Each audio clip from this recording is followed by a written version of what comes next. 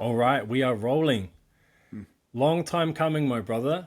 Today I'm very blessed to have a dear brother joining me. A brother in Glenn who is someone who I resonate with a lot. I feel like we have a lot of things in common. We have probably done 100 podcasts already, just between us in our own time, but we've never recorded anything. And this is a beautiful opportunity to just riff on some of the things that we enjoy talking about. And brother, it's good to have you here. It's finally happening. We have to be careful. Yeah, the gold always comes out when we're talking to one another. And I'm really thrilled we're sitting down, able to make this a bit more official. Yeah, you're one of those people I can just bounce off. I think we both have the same sort of understanding around some of the different dimensions of the human experience, where we're at, the healing journey, and so it's really nice to just sit down with someone that I can bounce off. One thing I want to start with is like, because I know that you've been on that journey, right? Like you've been on your own healing journey, you've been on your own journey of leveling up and diving into all these different things that help you grow and realizing different things about yourself, seeing these old patterns. And also you have this deep calling to share with other people as well, which is one thing that we share. And I guess my first question is like, what's alive for you right now that you feel is like really important for people to hear?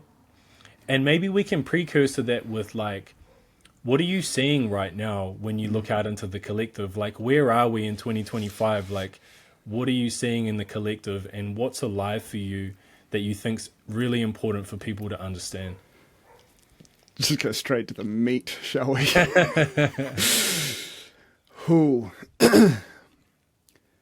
I see a lot of people that are either doing everything they can to be surfing the wave that's currently there, or they're getting absolutely swamped by the swells. And the way consciousness is right now, it's moving fast and it's getting quicker, and people are being really asked to take back their power, claim their sovereignty, and make conscious choices, because otherwise we're going to get swept more and more into facades and lies, and misdirection is very present right now. A big aspect in the work that I do and what I stand for, and as I shared before, this card of sharing shame, is our need to unearth our deepest vulnerabilities in order for that to be known, not just as within ourselves as an individual, to be more whole as a person, but to connect in the collective struggle, because this journey is not fucking easy, and it's not getting easier, and things are speeding up. So there's a real calling for readiness right now, both in preparation, practice, but also grace. We need grace right now because we've been lied to a lot by people that were meant to have our best interests at heart. And when we get lied to enough times, we don't know what to believe. And if we don't know how to trust ourselves first and foremost, it's very easy to get swayed and lose hope. And right now, people are really called to community and know that we can't do this alone. And there is a massive amount of responsibility within every being to look internally, not externally, so they can hear their heart's calling and their intuition.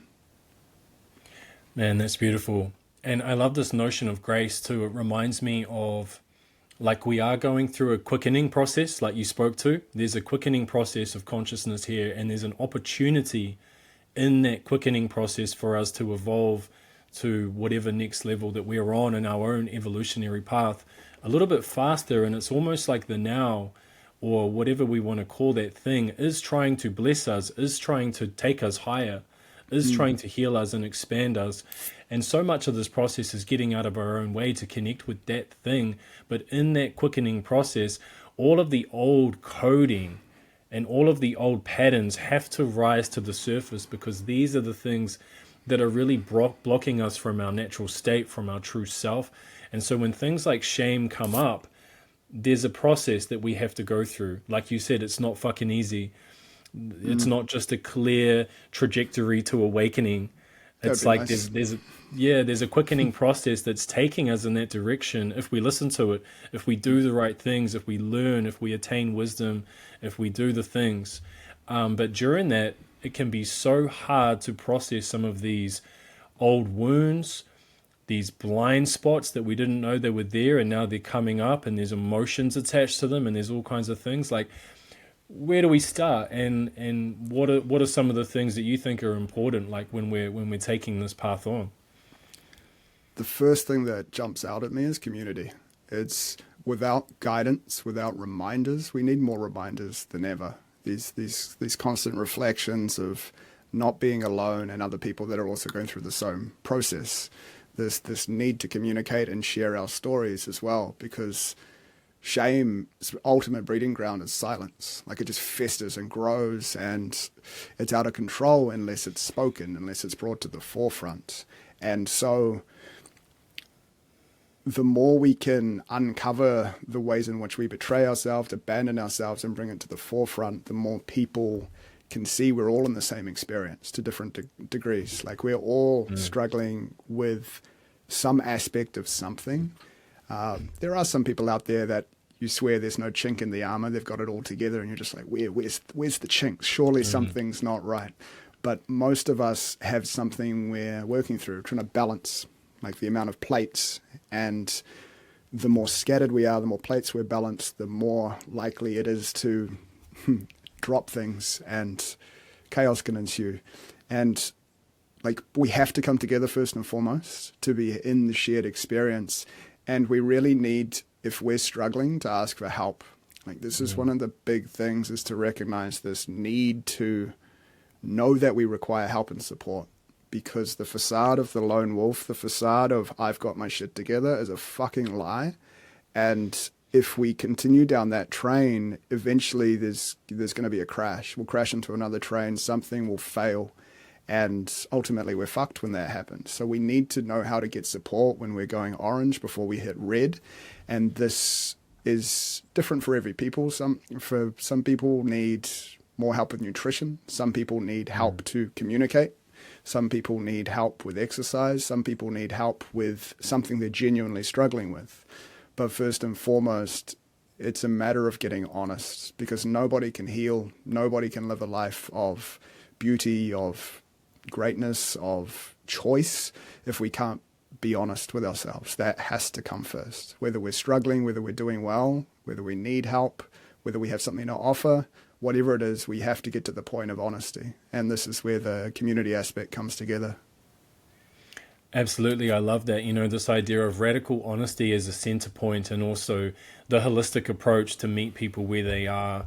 One thing that really stood out with what you said is that we need other people, and like there's a few examples that come up for me. There's a guy, Namgyal Rinpoche. He's a teacher in the lineage that I'm connected with, and he says one of the quickest ways to awakening is to meet beings that are different from you.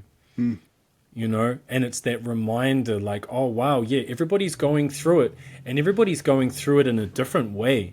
It breeds this humility and empathy, and the sense of we're all in this together, and that sense of we're all in this together is so potent and so powerful. And we're forgetful beings, right? Yep. Like, all the things that we're about to talk to on this podcast, we forget them all the time. And it's about remembering that, yes, we are all in this together. The other thing that came up for me, and I spoke to this last time that we talked, there was in South Africa, there was this thing that happened when there was slavery.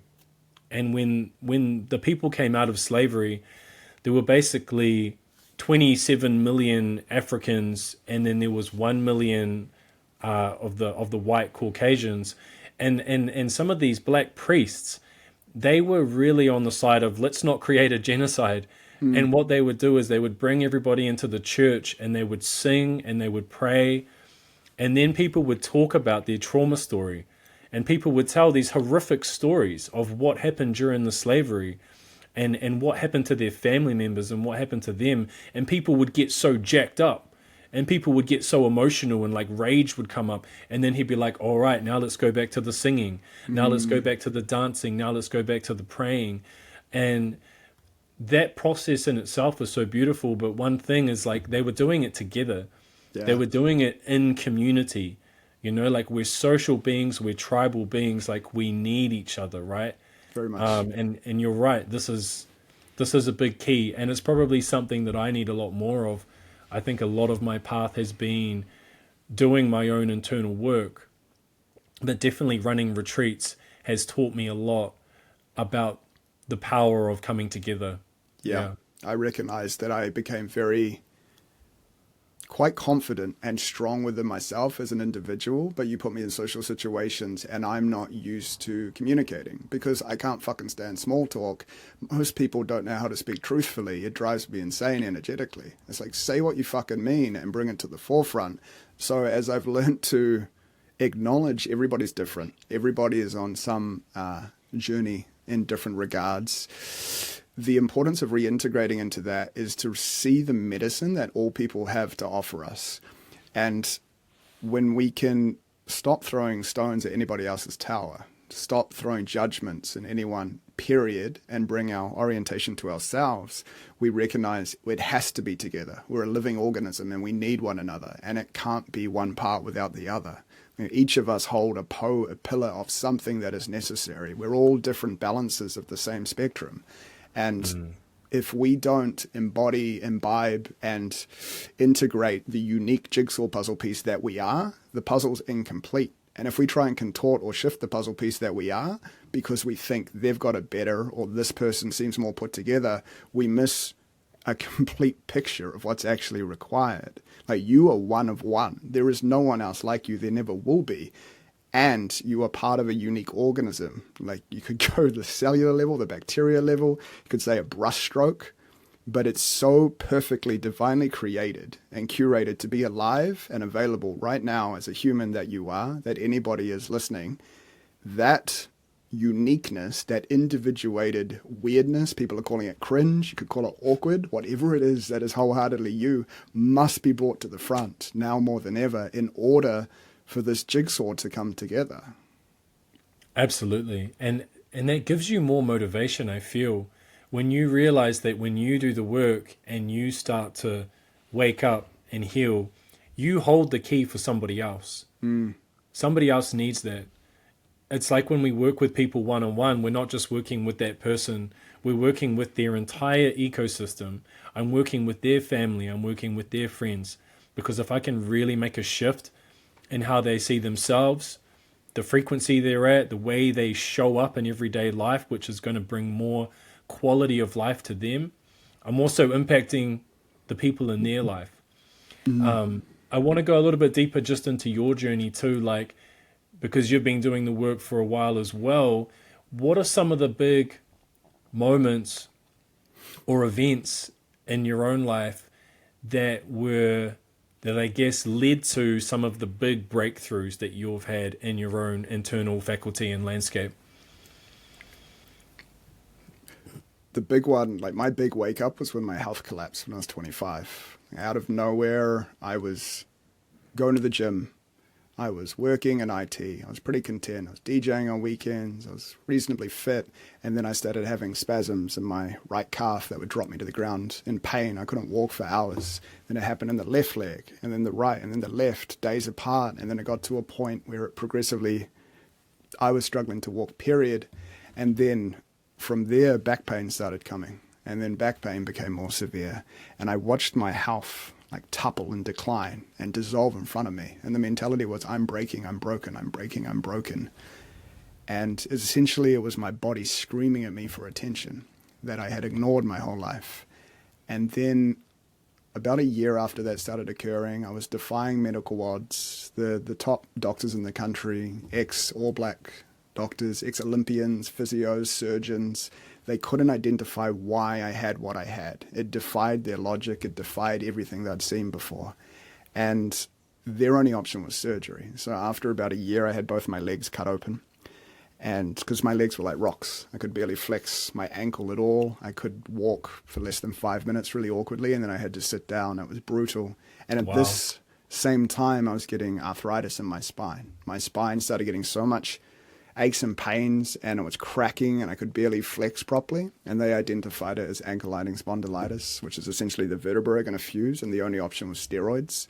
And then at the same time, I got the flu for nearly 3-4 months with back-to-back antibiotics. So there was just a complete downfall of the entire system going into collapse. And then the main focus was the legs, because not being able to walk is pretty gnarly. And after I had surgery, it was a few months of being in bed, not walking, period. And then I started to rehab my legs. And then I got strong again. Still had a bit of back pain. It had decreased. But then after, I think, a couple of years of getting back into, I was into CrossFit at the time, I was getting strength back. And I thought I was out the other end. And then it declined again. And I put so much time and attention. I was a holistic PT at the time, and I was focusing on the full package. There was a lot of mobility, a lot of stretching, on my nutritional component, mindset, meditation, but it just didn't matter. My body was still declining to the point that I was doing 1 hour to 2 hours of tissue work and stretching every single night. And then I would wake up the next morning and be stiff and tight again. I'd go to chiros and have release, and then the next day be locked up again. And I couldn't figure out why. And I had magic mushrooms for the first time, and the message was just blatantly clear for hours. It's not physical, it's emotional. And then within a month, I quit smoking weed, quit my 10-year career, moved back home to my parents, started personal training. But because I was away from distraction of friends, I was sober for the first time, and I was in a whole new reality. There was no stability of income. Now I'm trying something new. I'm at my parents', which is a very triggersome environment. And I just started erupting. Emotions started flowing out of me uncontrollably. It's like the volcano had burst. There was too much pressure built up. And for the first time, I said I was not okay. And this was the huge reorientation point of therapy, of somatics work, of going internally. But the amount of work and hesitation to admit I wasn't okay and receive help was such a journey, because I had been fighting, because the vast consensus of an opinion a lot of the time is to fight. Like, you're struggling, fight on, fight another day. It's like, fight fucking what? You're in pain. Can you just be in pain? Can you be not okay? Can you allow help in? Can you admit you're really struggling? That's true bravery, because until I did that, I was not really able to allow assistance and help in. I was getting it, but I wasn't vulnerable enough to emotionally, energetically connect with other people and actually receive the support I needed. So that was a huge shift, and really the tipping point. I'll leave it there. There's been numerous things along the way, but there's this point that is really poignant for me when I communicate with people, is the importance of, if something is fucked, call a spade a spade. If you need help, ask for it. And the quicker we can do that, the quicker the help can arrive, the quicker change can happen. But it's this need to be honest and not pretend we're fine, because that's why we've got one of the highest suicide rates for men globally. It's tragic. Man, that's so trippy. I have such a similar story in my tipping point of like awakening and just kind of waking up to where I was. And I was about the same age. I was 24, 25. I was a professional fighter, hurt my knee, went from training twice a day. All I cared about was fighting and martial arts and kickboxing and Muay Thai, and then knee injury. And the knee injury left me bedridden. I had no ACC. I was broke. I was living in a shed in my mum's backyard.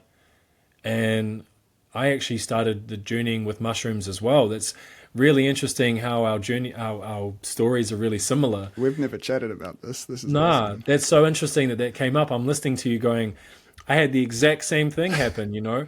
And isn't it amazing how the universe is like, you can't even walk. I'm going to like shut you down. So you just have to sit with what is. You can't run away from it. Yeah. And I won't go into my whole story. I just find that really fascinating. But what I really love about what you're saying is like, can you just be in the thing? Because we're so good at dissociating. We're so good at pushing things under the rug and escaping the pain. And like I've spoken about this before, I had a retreat at the start of this year, and it was 2 weeks. 2 weeks of just pure presence, meditation, no reading, no writing, no talking. And you know, like you can be walking around and then suddenly something comes up. Like for me, it was like self-loathing just comes up.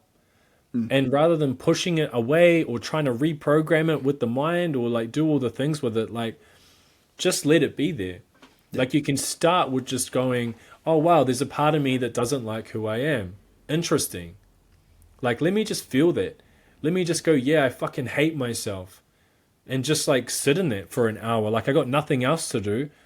Like just sit in it. And it's amazing how much healing happens in the dropping of the resistance to what is. Yep. It has Yes, to be we're felt. there to work with it. Yes, we're there to heal it. But to just allow it to be what it is, because the body, like you said, is always communicating with us. And there's an intelligence here that's always trying to untangle these things. Like reality will work on you if you let it work on you. Yeah, it's so interesting. And that, that notion of realizing the emotional wounds that sit in our body, and just acknowledging them too. And this is what came up for me in retreat, because later on there was incredible moments of bliss, and it was like, wow, that's beautiful. You know, I'm connecting with all the bliss, but again, we're not attaching to that. I'm not attaching to the bliss states, just like I'm not attaching to the negative states or the quote unquote negative states. I'm just allowing what is and starting to really trust that there's a natural unfolding here that's Yeah. guiding us, right? That's the main point of suffering. It's I'm in a position where I have something I don't want, or there's something I don't have that I do want. And this could be from emotions to money to a relationship. But if we're sitting in the opposite position, wishing we're over there, we're just going to suffer. And through feeling what exists within the body, actually sitting there and truly feeling the experience of the pain, its opposite is always available. So no matter how much you hate yourself, the opposite is you love yourself. No matter how shameful you might be, the opposite is a degree of celebration and love and care for you that you can't imagine. But energetically and emotionally, you can never access it until you're willing to sit with its opposite. Because of the spectrum, it's always perfectly balanced. And for us to experience more love, we need more pain in the opposite direction. And then slowly overall, the entirety of the experience works. We're never meant to be one or the other. It's far more nuanced than that. But the modern perspective is trying to favor positivity in a very toxic manner, trying to force gratitude when they're not grateful. And that's suffering in itself, because you're trying to pretend and again force, and the body and mind hates force. It'll just create more suffering, more trauma response, as opposed to this allowing the present moment to meet you as it is. Don't try and change yourself. Just allow yourself to experience what's present. There's no past or future in that. There's only what's alive now. And it can be easier said than done, but that's ultimately the only place we ever need to be, is with the experience of now. It'll guide us from there. That's where all the magic is. And it's almost like sometimes when you're forcing something like gratitude, like that is really distraction. And the number one way that we deal with like emotional pain in this society is we distract ourselves. You know, there's an innate suffering in our level of distractibility. You know, and this is one of these things that you and me have been riffing on, is like the power of focus and the power of intention. Yep. You know, and these ancient cultures that are like, you can train your attention. And that's really good for you. In fact, a lot of cultures say that's the path to become more one-pointedly here and less scattered. Yep. You know, there's a saying in I think it's Zen, and it's a name for the unestablished mind, and it translates to a sticky lump of dough. And it's like, so you haven't trained your attention, and so you're grasping at things and you're pushing things away. Yep. And you've never learned to stabilize your attention right here and allow what is. We can see the problem with where we are now in today's culture, right? Oh yeah. Oh yeah. We're more than ever, there is shiny objects being placed in front of our eyes and our periphery and all around us. And a lot of it's on pain points. A lot of it's playing into addictions. It's not what you need. It's what they're telling you you want. And it's what you are wanting as relief to the discomfort that you're feeling a lot of the time.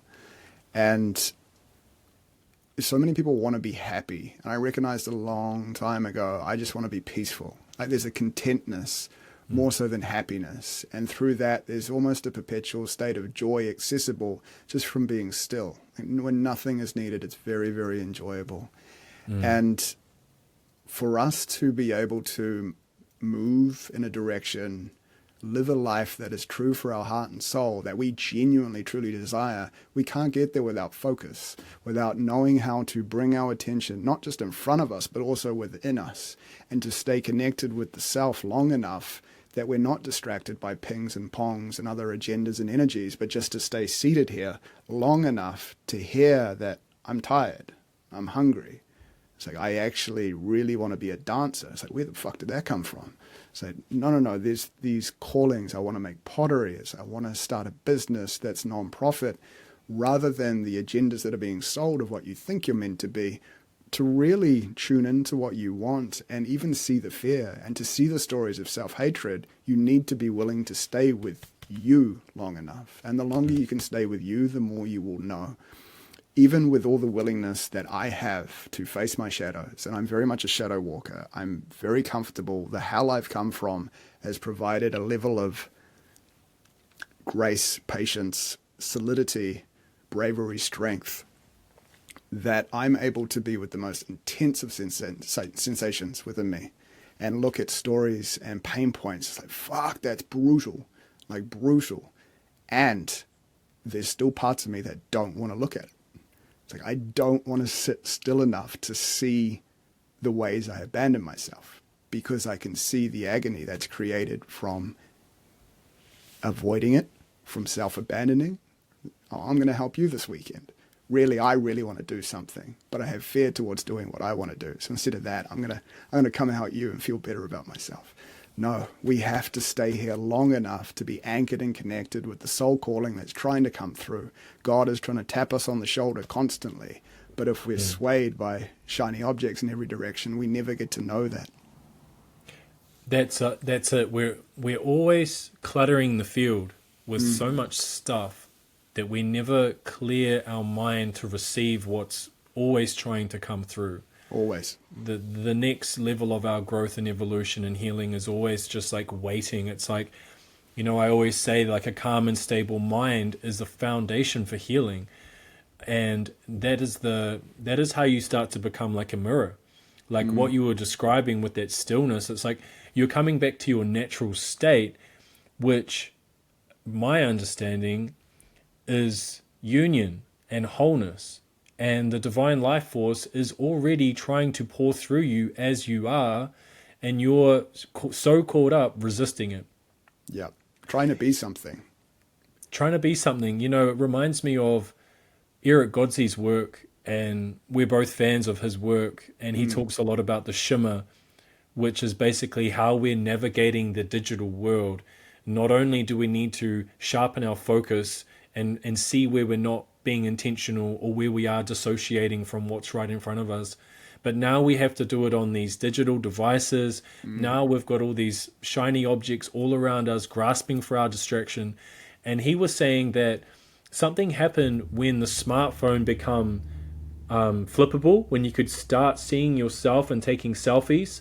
And there was a huge spike in suicide, especially in teenagers. And especially in teenage girls, actually. I remember this as 2014 to 2016. That's right. Yeah, that's right. And so like this incredible suffering of comparison and, the stories, it's like we're not even suffering our experience anymore. We're suffering the fake identity that we have developed, that we think that we somehow need to live up to. And usually this identity that we have created about ourselves is not true, and it's negative. It's so negative as far as how we're being perceived by somebody else. It's like the way we see ourselves is how we think others think of us.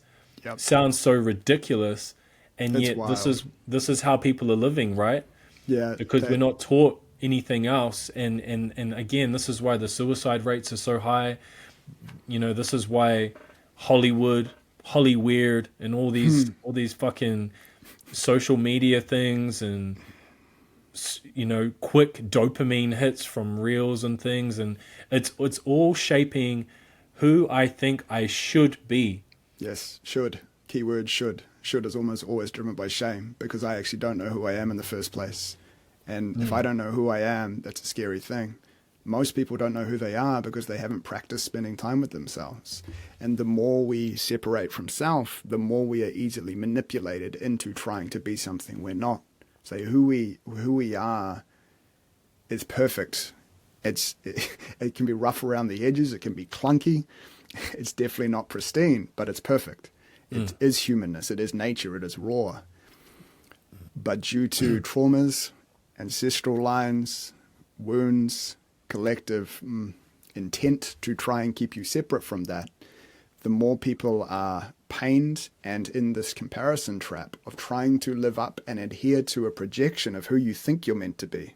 It's like I have a projection of who I think I'm meant to be. And if I can perfectly match that, I have a 10 out of 10 perfect day, then I'm happy as. But if I'm anything short of that, then I'm not happy. I'm struggling. I'm in judgment. I'm in comparison. And then if I don't recognize that I'm trying to play and adhere to a version of me that's not real because it's not now, it's a projection of who I think I'm meant to be, I don't realize how much suffering I'm in trying to fit in a mold. And if I'm continually trying to put myself in a perfect mold when I am a multi-dimensional, changing, growing, expanding, contracting, breathing organism, trying to fit into a robotic box, I'm always going to be in pain because all of us are gardens. We're not machines. We're not carbon copy clones. There's a uniqueness to us, and people are terrified of that for being judged because as children it was pushed upon. They experienced pain. We moved away from the most innocent, beautiful aspects of ourselves. And that's where the tender garden of our creativity, of our hopes and dreams really comes from. And there's a readiness that needs to be in place to create the foundations and boundaries for you to explore that within ourselves. And it's a lack of education and it's a lack of reception. We haven't created safe, inviting spaces that are trustworthy, with trustworthy people, for the flower to slowly open within each of us to actually say, I want to be a poet. I want to be a creator. Say, I want to build this. I have a vision for this. It comes from some of the most vulnerable places within us. And people are terrified of the vulnerability to be that because we will sacrifice and have done as children authenticity to have attachment. We had to for our demigod parents when we were a tiny little person. And the only way to have authenticity and true belonging is we have to sacrifice attachment to reclaim authenticity. But it is a risk because we think if we're going to be ourselves, we're going to lose the people around us. We're going to lose things. And we might, and we need to, because if us being us costs us connections and relationships, then it's not worth it. It's never going to be fucking worth it. But if we can take the risk to actually be brave enough and truly embody who we're born to be as a soul, as a heart, as a human, we will find the people that champion us in that regard. And then there's a sense of community and unstoppableness that's unfuckable with.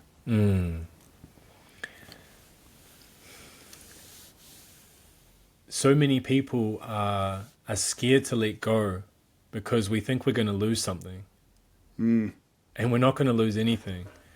You're going to lose all these old patterns of mind, and you're actually going to find your true self. And this letting go is like this theme that just keeps coming up and up. And I think this is why I love meditation practice so much, because it's the art of just letting go.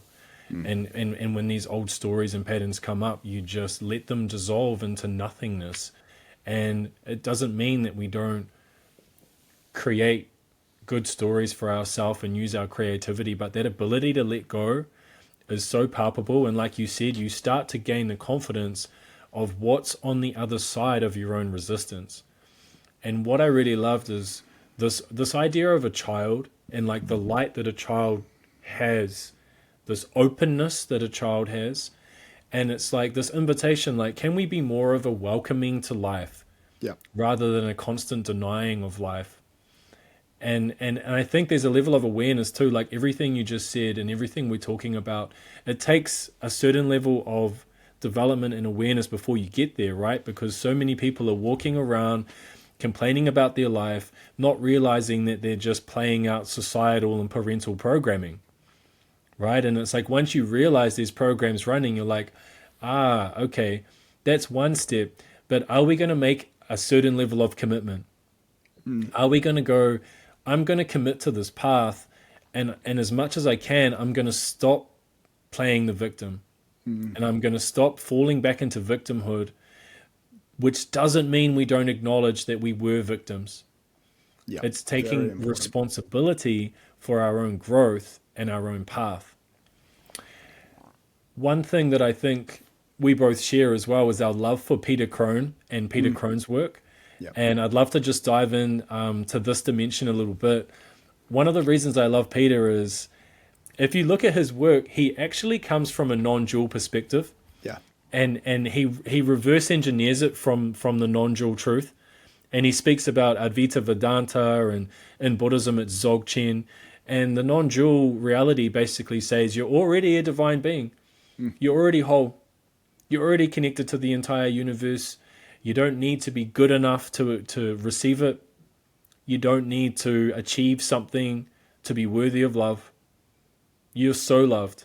It's already the case. And your mind is actually the conduit for spirit. It's the conduit for the divine. There's nothing wrong with your mind, but we've filled it with bad programming. and and a lot of these programs are blind spots. Yeah. And we live inside these belief constructs that we don't even know exist half the time. And Yeah. this incredible way that he can listen to someone and just through conversation identify certain beliefs by the words that they use or the body language that they display, and start to just like unpack what's going on for them. Yeah, I love that dude, man, and I know you do as well. Like what resonates with you about Peter Crone, and like have you started to implement some of his work into the work that you do when you work with people? I what I love about Peter is he's a reflection of how I was already functioning, and I get to witness someone who's in mastery. And one of the key things is stereotypical coaching asks questions. There's framework and structure. If you go and study in some regard, there's systems and things you can do to help people to a certain point. What Peter is a master at is deconstructing perspectives and realities. And I'm such an advocate and a believer for we create our heaven or hell based on the words we speak. And the words people use are an indicator and a gateway into what someone's mental state is and what their conscious and unconscious is revealing. The more we can bring that to the forefront and you become aware, you're not even aware of things half the time. They're just ruts. There's like little rivers and streams running down different grooves in the stone or in the snow you're not aware of. And all of a sudden, when you become aware of one, you have a new choice. Peter's incredible because of he will dissect a reality from the most distilled point. So there's all these different ways you can go into the psyche and go into how you might want to grow or evolve, but realistically, it's bursting the bubble on all the lies people live within. That's all it comes down to. It's like, oh, I'm ADHD. It's like, okay, that has a whole loaded reality of what you think that is. And if you say I'm ADHD, you've defined yourself. You've created a reality of what that means to be ADHD. There's balloons going off. I saw Which that. is very Like, fitting. is there really balloons in your room right now? What the fuck, Glenn? Well, the ADHD aspects of me would very much love balloons in the room right now. But to define something and say, I'm always late. It's like, boom, you've created a reality. I am this way. So you never allow yourself to grow out of that if you are reaffirming it with the words you say. So the way I work when I'm working with people is to basically untangle all the automatic habits that are firing off when we're talking. It's like, I have to do this. It's like, no, you don't. You have a choice. Like, have to comes from such obligation and pressure so much at the time. I had a coach years ago, And he kept catching me out when I was saying, I have to. I said, I have to do the dishes. He's like, no, you don't. I said, what do you mean I don't have to do the dishes? He's like, well, you don't. But if I don't do the dishes, they're going to pile up. He's like, yeah, and then they'll probably smell. Yeah, and then my girlfriend's going to be angry at me. Yeah, and actually that's the end of it. Oh, I don't need to do the dishes. There's just cause and effect, but I'm not forced to do anything. And a lot of suffering and the prisons people are trapped in is because they're continually forcing themselves into things they don't want to do. They haven't allowed the time to untangle, to see the paradigms, the realities, the words they're saying, the things they're pushing, the boxes they're pushing themselves into, which is creating so much more suffering. We're creating confinements, and Peter is a master at being able to burst that bubble and pull people out of it. And when I work with someone and I get to see the glimmer in their eyes when they realize they are not the personality that they have been exhausting themselves trying to adhere to. Like all the adherence, the enrollment, the addiction to trying to be Kyle, to trying to be G, to trying to be who I think I am.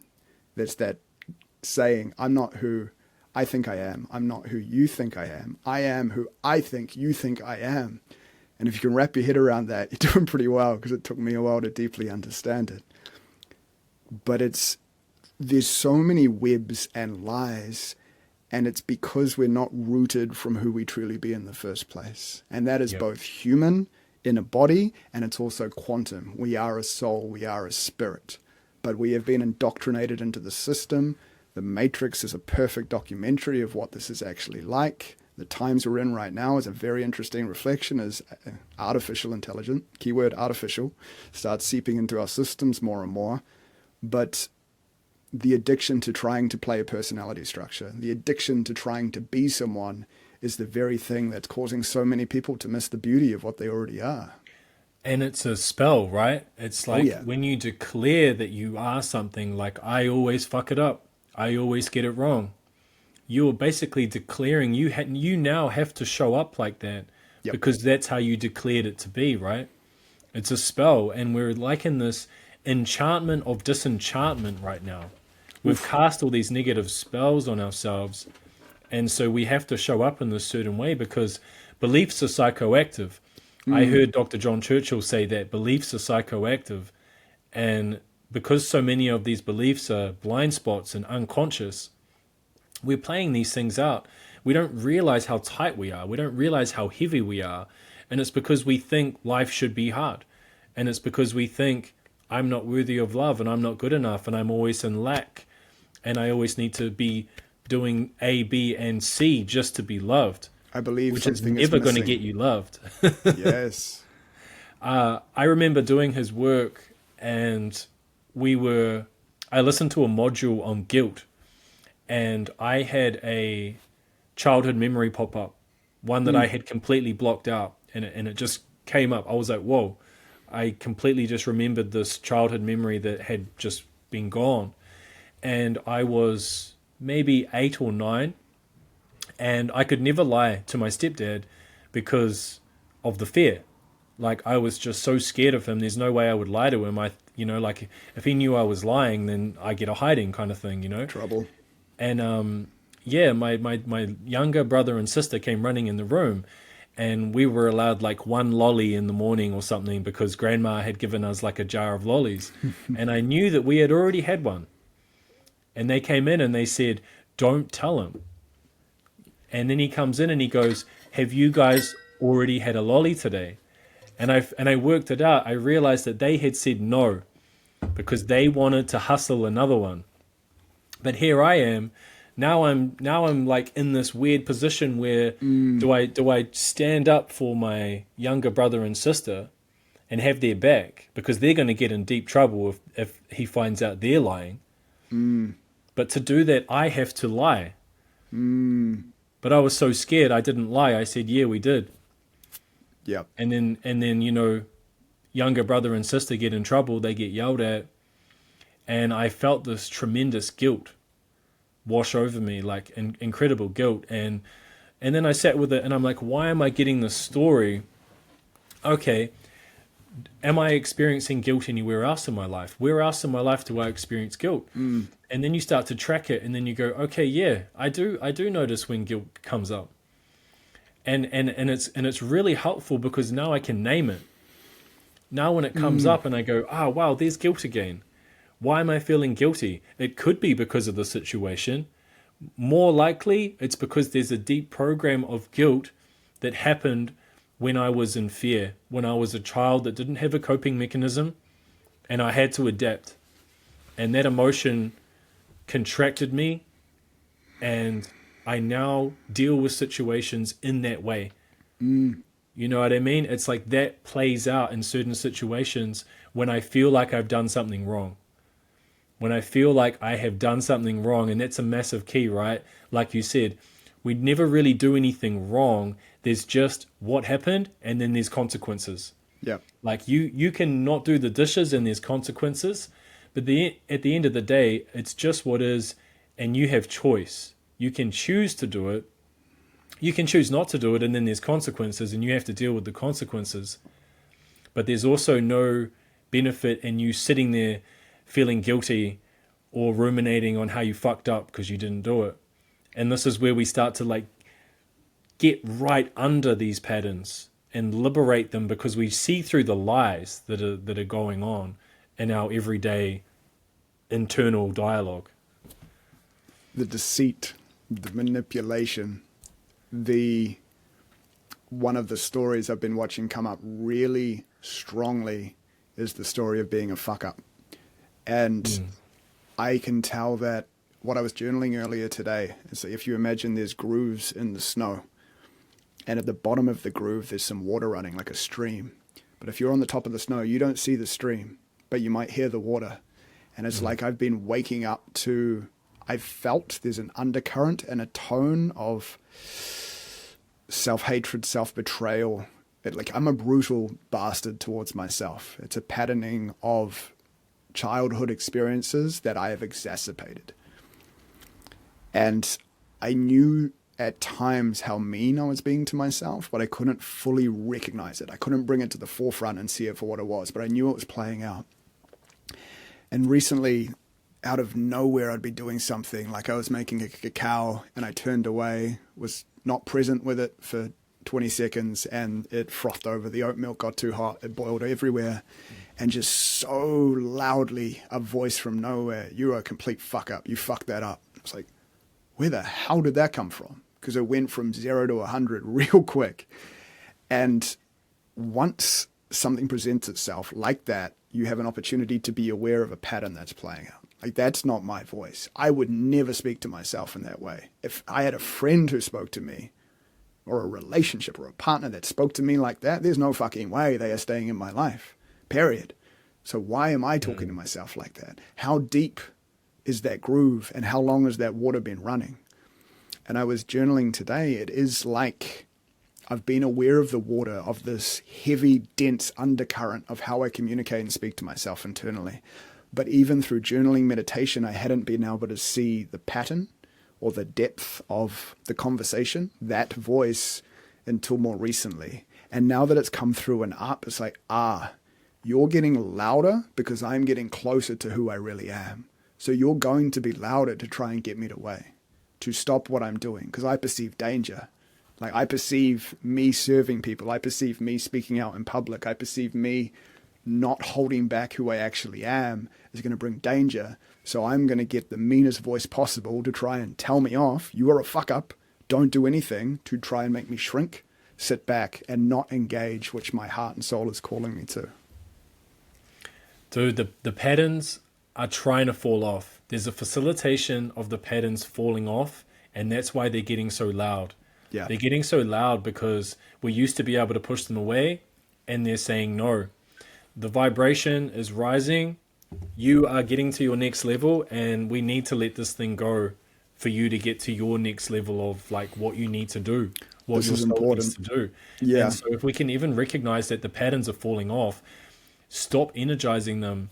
When they come up, we identify them and go, thank you, 5-year-old me, 8-year-old me, I see you, thank you, I do not need you anymore, I'm going to let you go, it's done, I'm not playing that game anymore, I will not talk to myself like that anymore.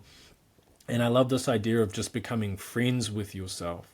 Yeah. Like there was a meditation on the retreat that I did at the start of the year. We come into the Phew. heart. Yeah, man.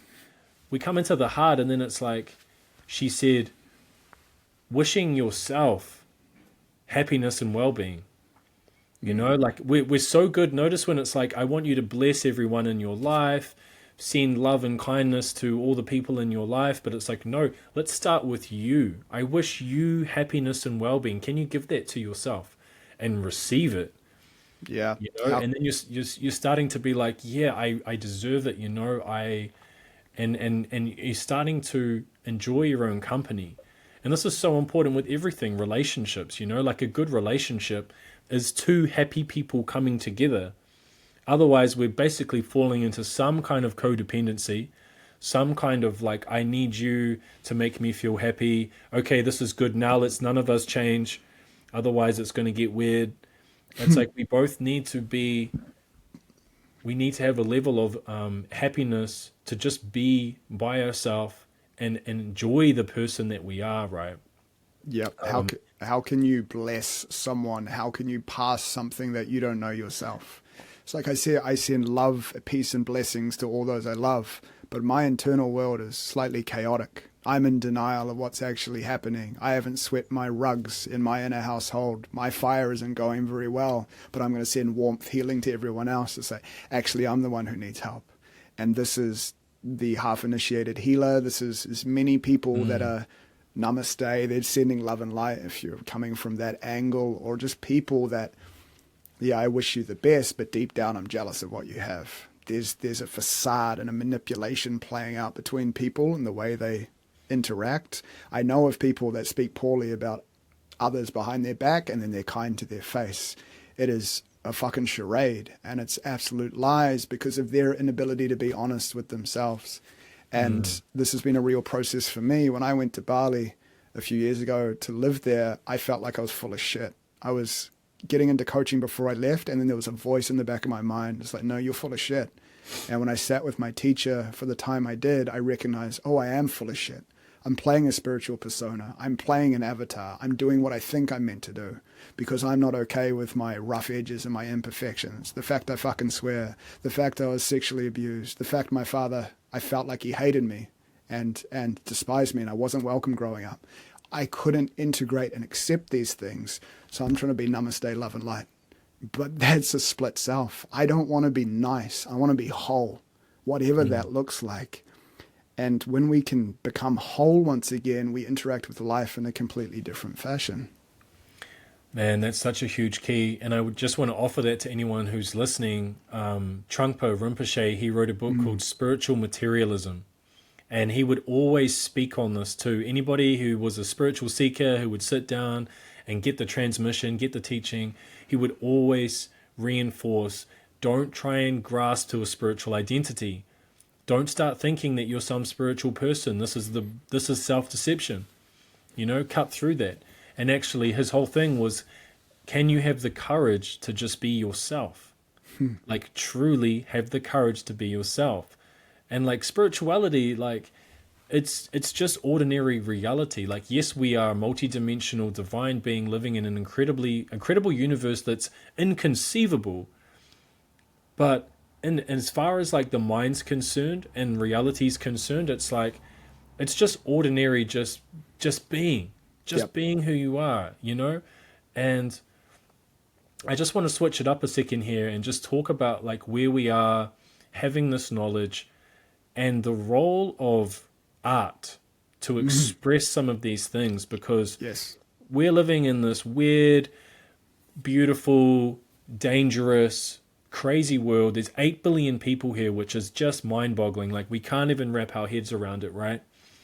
And there's so much deception in corporations, in media.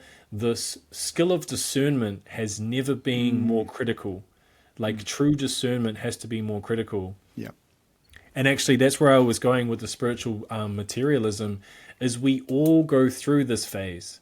Like that's one thing that he said, most people go through this phase. It's inevitable that you will, not intentionally, but it's a developmental path. And there's none more self-righteous than the newly initiated, right? There's none more self-righteous than the person who's just done ayahuasca and thinks, oh my God, everyone needs to do ayahuasca. This is the key. This is the thing that's going to This is heal the way. everybody. This is This the is the way. way. Let me show you the way. This is all you have to do. It's like, and then gradually you're like, oh my God, there's so many layers to this. And then when you start to grow, you start to evolve, you start to really feel yourself growing into this kind of integrated human being. And then you look around and you go, oh wow, there's people that are 10, 20 years in front of me. They're way further down the path and they're real masters. And I feel like I'm in kindergarten, you know? Yep. And that's a really important perspective to have. And yeah, I mean, I'll hand it over to you if you've got anything to add to that conversation, but also, yeah, this role of art in navigating present reality right now, and how we can start to use art to infiltrate the awareness of people. What immediately is with me that wants to be spoken is we can have such a linear idea of what growth looks like, of a timeline of how we're going to expand and grow from here to here. Even comparing to people, we don't know what their inner journey is like. Like, it's very arrogant of me to assume I know what your experience is. Even when you share things, I have no idea what it's like to be you, to experience you within your mind, within your body system. I have no idea, or the next person, or anyone who hears this. I have no idea what it's like to be you. Anyone who says they do is lying, and it's incredibly arrogant to assume so. We can relate, we can show up, we can connect with it in our own ways, but truly we do not know.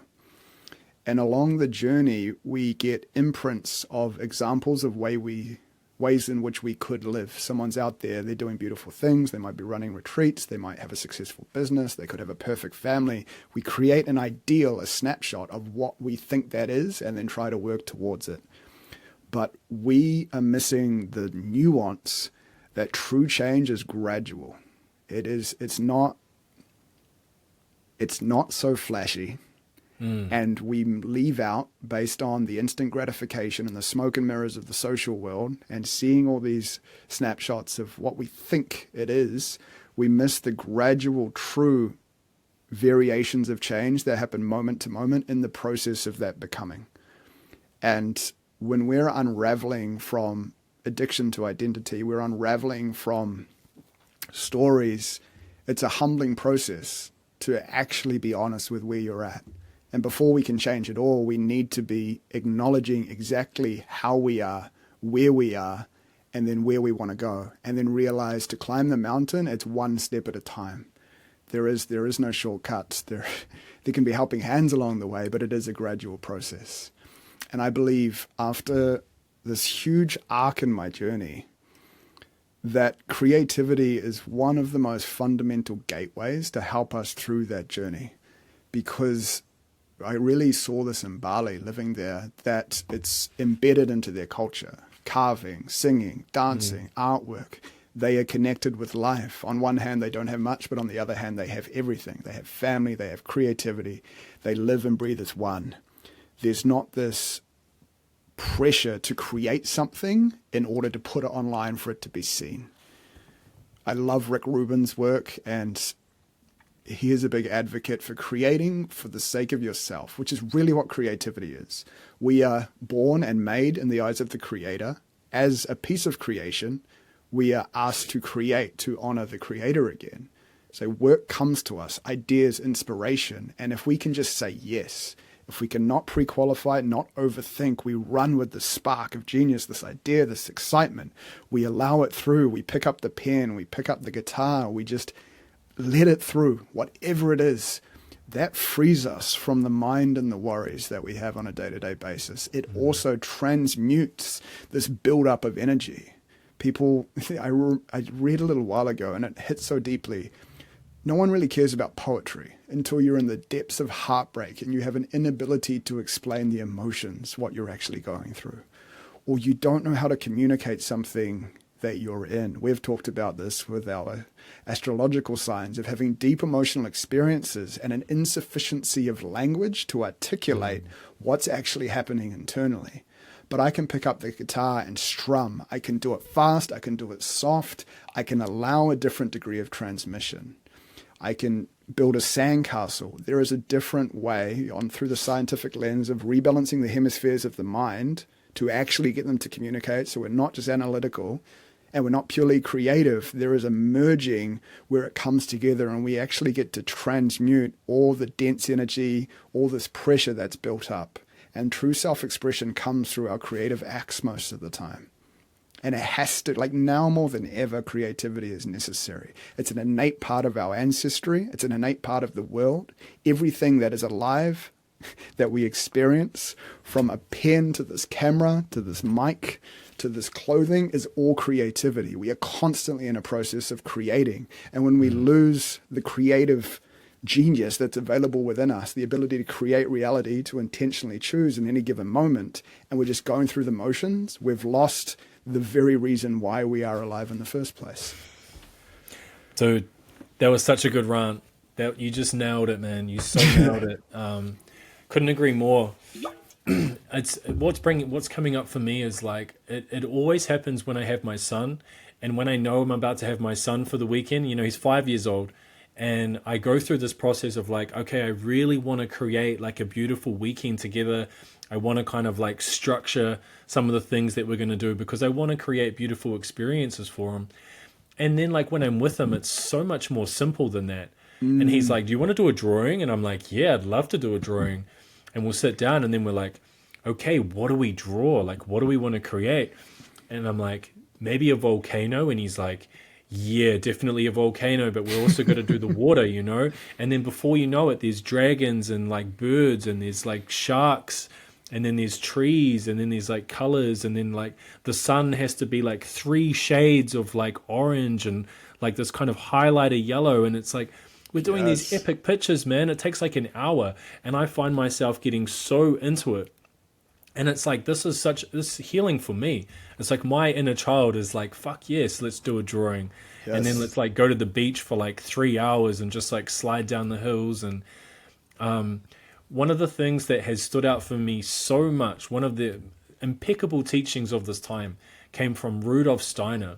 And he lived 100 years ago. He was this, you know, profound mystic, clairvoyant. He created Waldorf education, Waldorf schools, biodynamic farming. He was a genius, right? But he was also a clairvoyant who predicted a lot of the stuff that was going to be going on right now in this time that we're in. And I'll see if I can just wrap it up in a few minutes. He said there would be 3 incarnations in the human psyche. The first one is the Ahrimanic deception, which is materialism.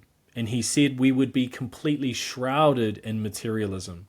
And you look at everything that's going on right now, the scientism, the you know, the new science is scientism, or the new religion, I should say.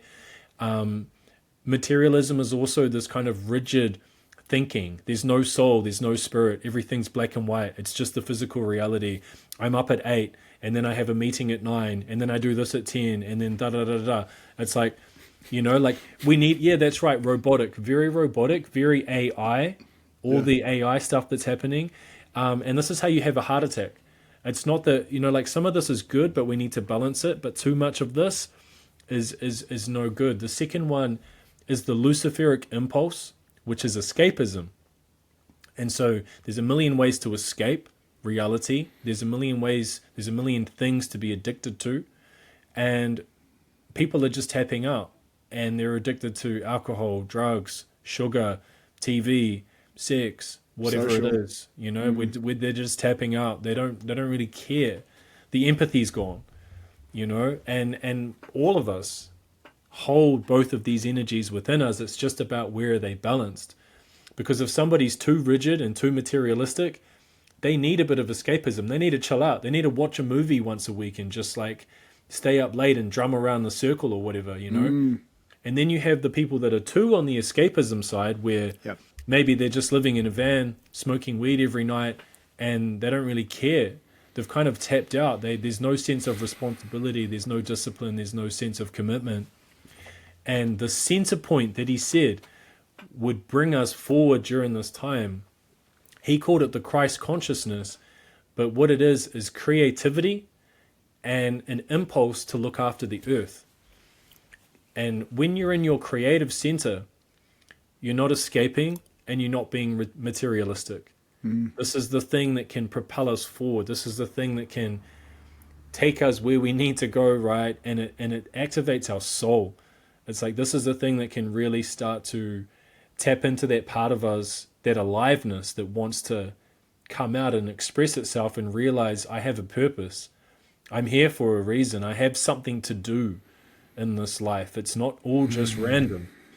And the other thing that comes up for me with creativity is Paul Levy's work on quantum physics.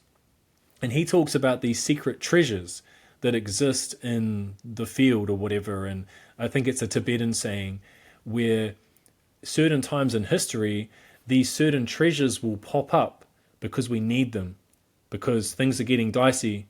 And he says that one of them is quantum physics, because quantum physics tells us that reality is not subjective, and simply by the act of observing, we are creating. Observation in itself is a creative act, and reality works like a mirror, and you are always creating your reality. And to the degree that you don't take charge of that, it will be used against you in a negative way. Yes, yes. It's so relevant you brought up that specifically, because I had a dear drop in with a soul sister tomorrow. Shout out Debbie. And this came up. We couldn't pick the exact quantum word for it, but we are constantly perceiving. And when we perceive something, we can create it into anything we want. It's like someone cuts you off in traffic.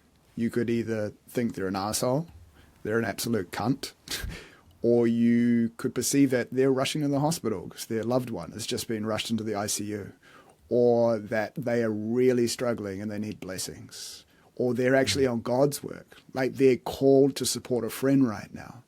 Or the truth is, I have no idea why that person just cut me off. But when we're just living our lives, we are continually granted the opportunity to choose how we perceive any given situation. That is the power of choice. That is the freedom we have with anything that's happening. We are meaning-making machines. We choose what we want that meaning to be with any circumstance, any event. And the general consensus, the collective perspective is negativity. We have a negative bias. It's factual. It comes from an evolutionary mismatch of being around real dangers, which are no longer applicable. If we were living out in, the rainforest or jungle, wild terrain with other savages and wild beasts that will kill us, we have to continually hold a degree of vigilance. But over the last few hundred years, that is not the case, but that is like almost a momentum, a grain, a habit within us of staying vigilant towards possible negativity, as opposed to recognizing the truth of there is more abundance, grace, goodness, and potential for you to do absolutely anything you desire with your life than there has ever been before in human history. You have more resources, more support, more capabilities of food, of information, of people that are fucking badass that can help you with whatever your mission might be if you choose it. So there's no need to just sit on the sidelines when, if you can put up your hand and say, I really want to do this, people will get behind you, because humans are innately wired in that way for positivity and to support one another. And when we can realize that we've been sold, both deliberately and unintentionally, a structure of fear. There is an ego complex that is built around fear to protect us. It's benevolent. It just wants to keep us safe. It just doesn't want us to die. And it will do that so bloody well. It is poetically perfect in its design, but it will prevent us from A, going after what we want, and B, make it really hard if we're not aware of it. So this incredible need to know that we are the ones that are perceiving what's going on. And through meditation, and I'm sure you teach this a lot, and my experience of meditation is the more you can sit back into yourself, the more layers of perception you see. You can see the story, you can see what you've been buying into, and then you can see that you've been buying into a story of perhaps perceiving it a certain way. You weren't even aware. You're just peeling back the onion layers. So well said. One of the main things that you realize that's really important to realize when you start meditating and you can actually pierce some of those veils is you realize you're safe in the present moment. You realize that all of those tabs that you've had open of I need to be thinking about this, otherwise something bad's going to happen, you realize you're safe just as you are. Yeah. You don't need to worry about anything. And this is the what you were speaking to with this incredible potential that we have, the abundance, the beauty, the carving out a beautiful life for yourself through setting your intentions, through visualizing it and feeling it and going, what do I really want? Send me in that direction. And then, as we've talked about so many times, the medicine is, can I trust the unknown? Because I have no idea what's going to happen in the next 5 minutes, let alone the next 5 years. So I'm constantly stepping into this unknown.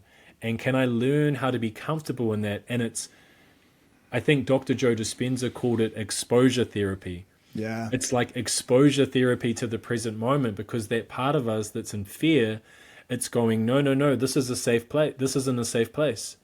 The present moment is a dangerous place, because if you were back in the hunter-gatherer days, you need to be vigilant. You need to be constantly worrying about all these things. You know, like for all the wisdom of indigenous tribes and indigenous cultures, ultimately they were survival. They were in survival, you know.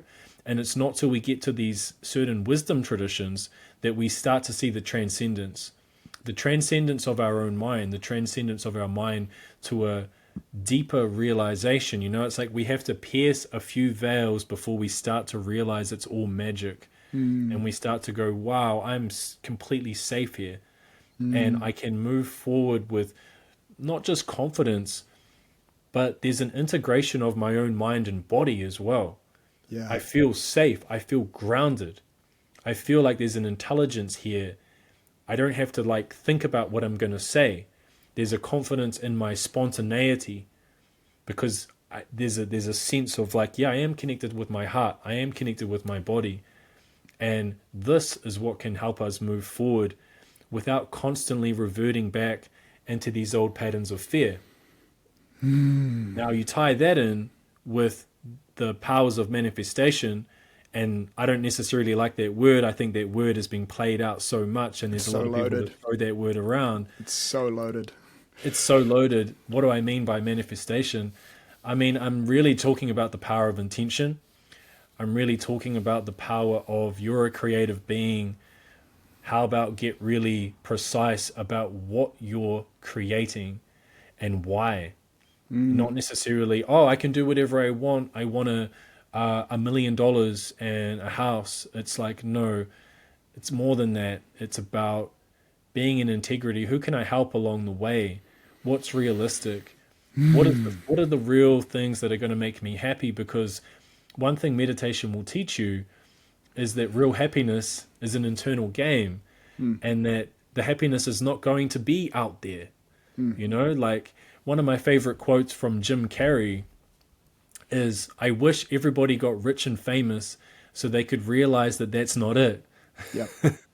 And that's so beautiful, because it's like, yeah, I get that, you know, like I understand I'm on this journey where I need to become, or I would like to, I choose to become more financially stable.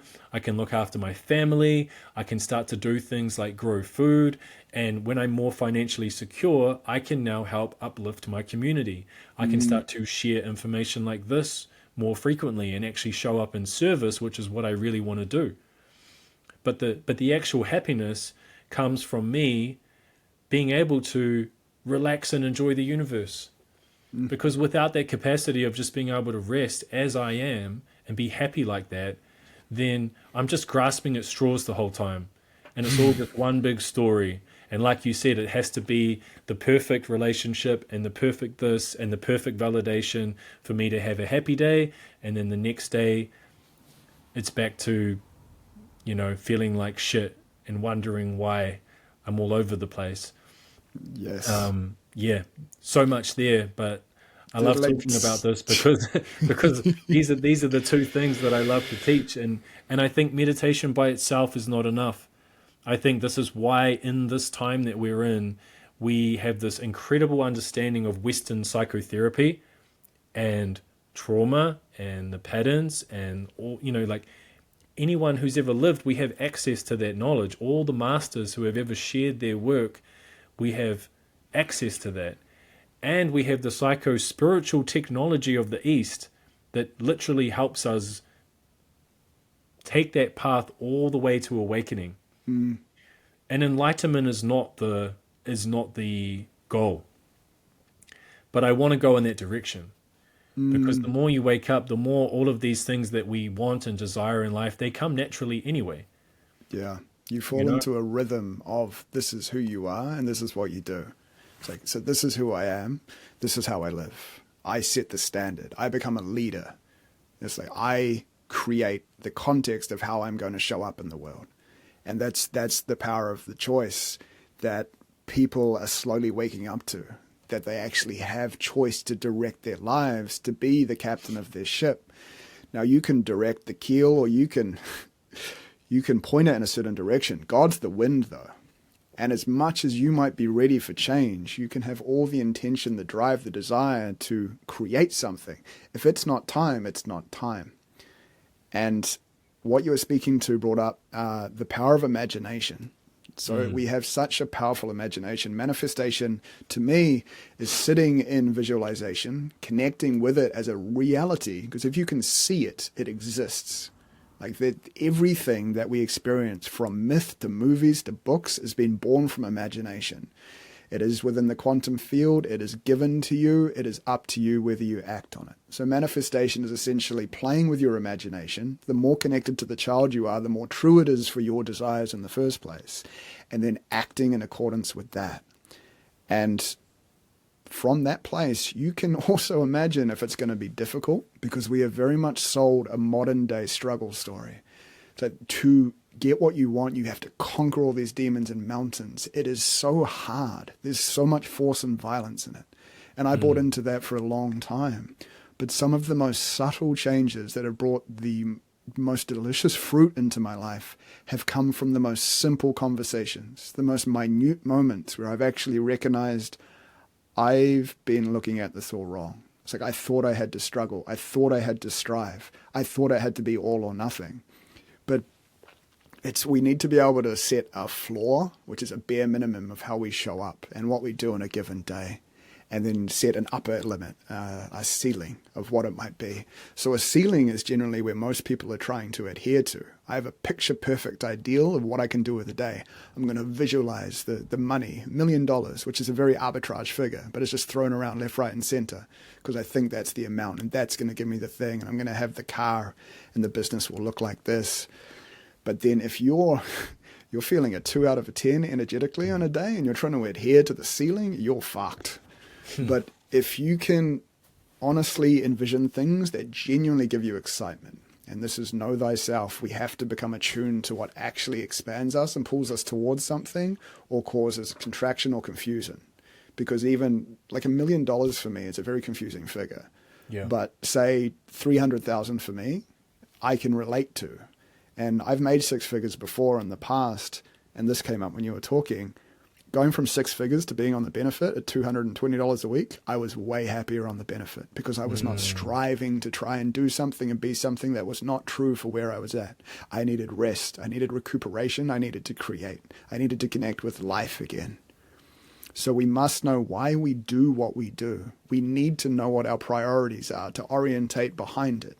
Like our priority is the boat, and then all the challenges are the wake that come after that. But we need to orientate around what actually matters to us.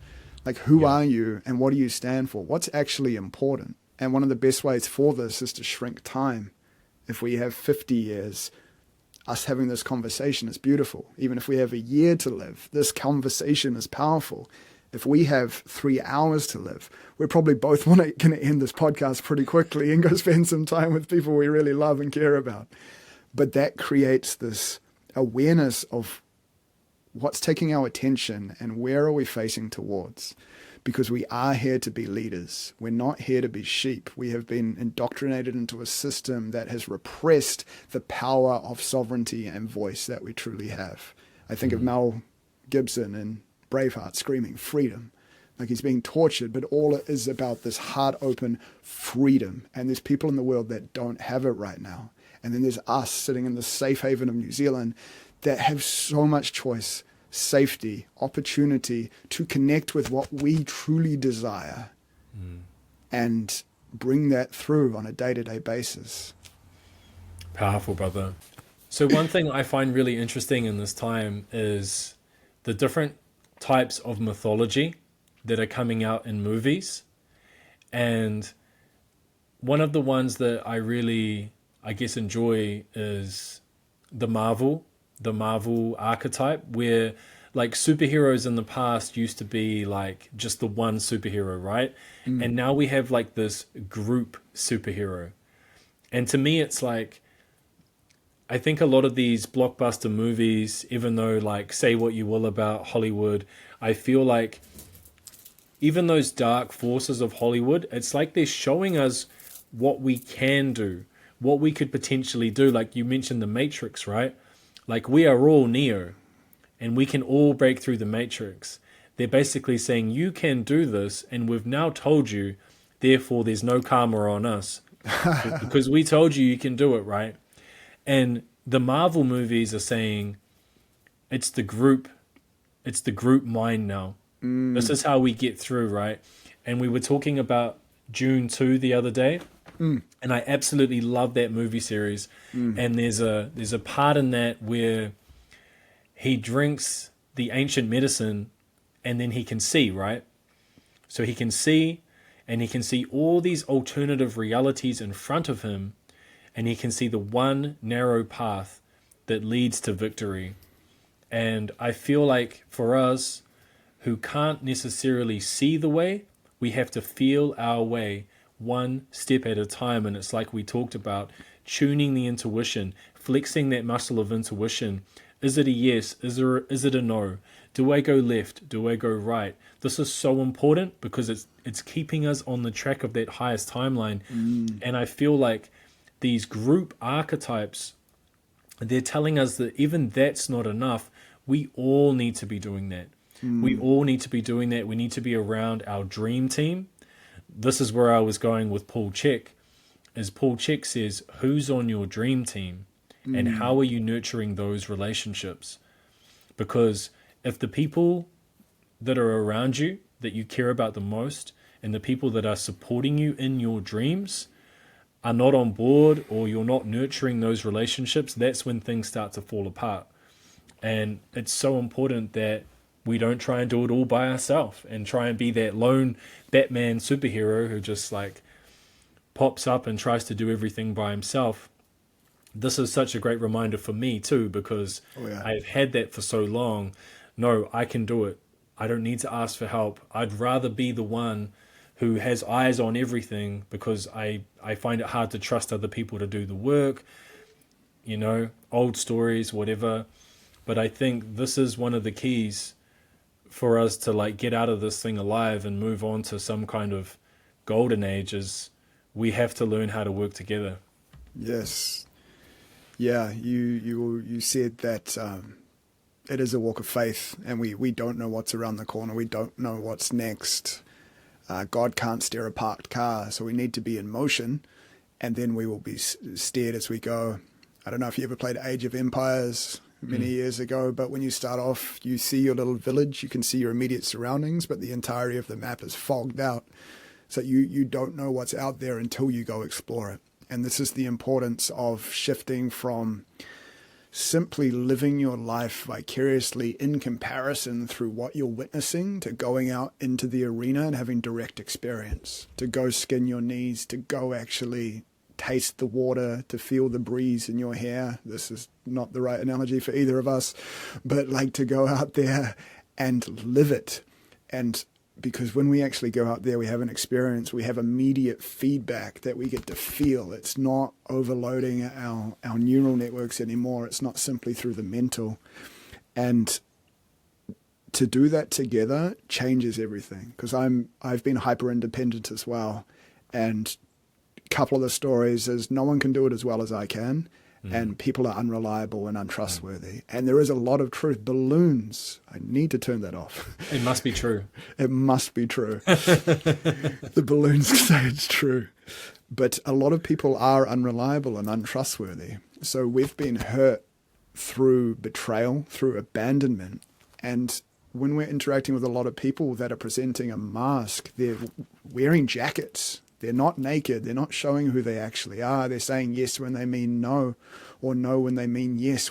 If we can't 100% know what this person is showing up as, we struggle to trust. Yeah.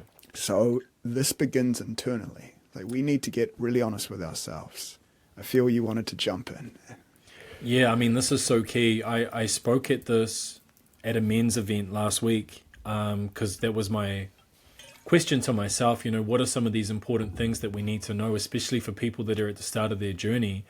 And we need to clean up those loose ends that are around us, because we can do all the work in the world, but if our environment is just, taking us into the old patterns, or we are in a negative environment, we need to acknowledge that and we need to clean that up. That has to be part of the purification process.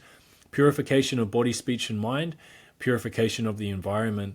And so that has been the reason that I've isolated for many times, is because I love all the people around me, but they would take me backwards, and I could see that they were going to take me backwards.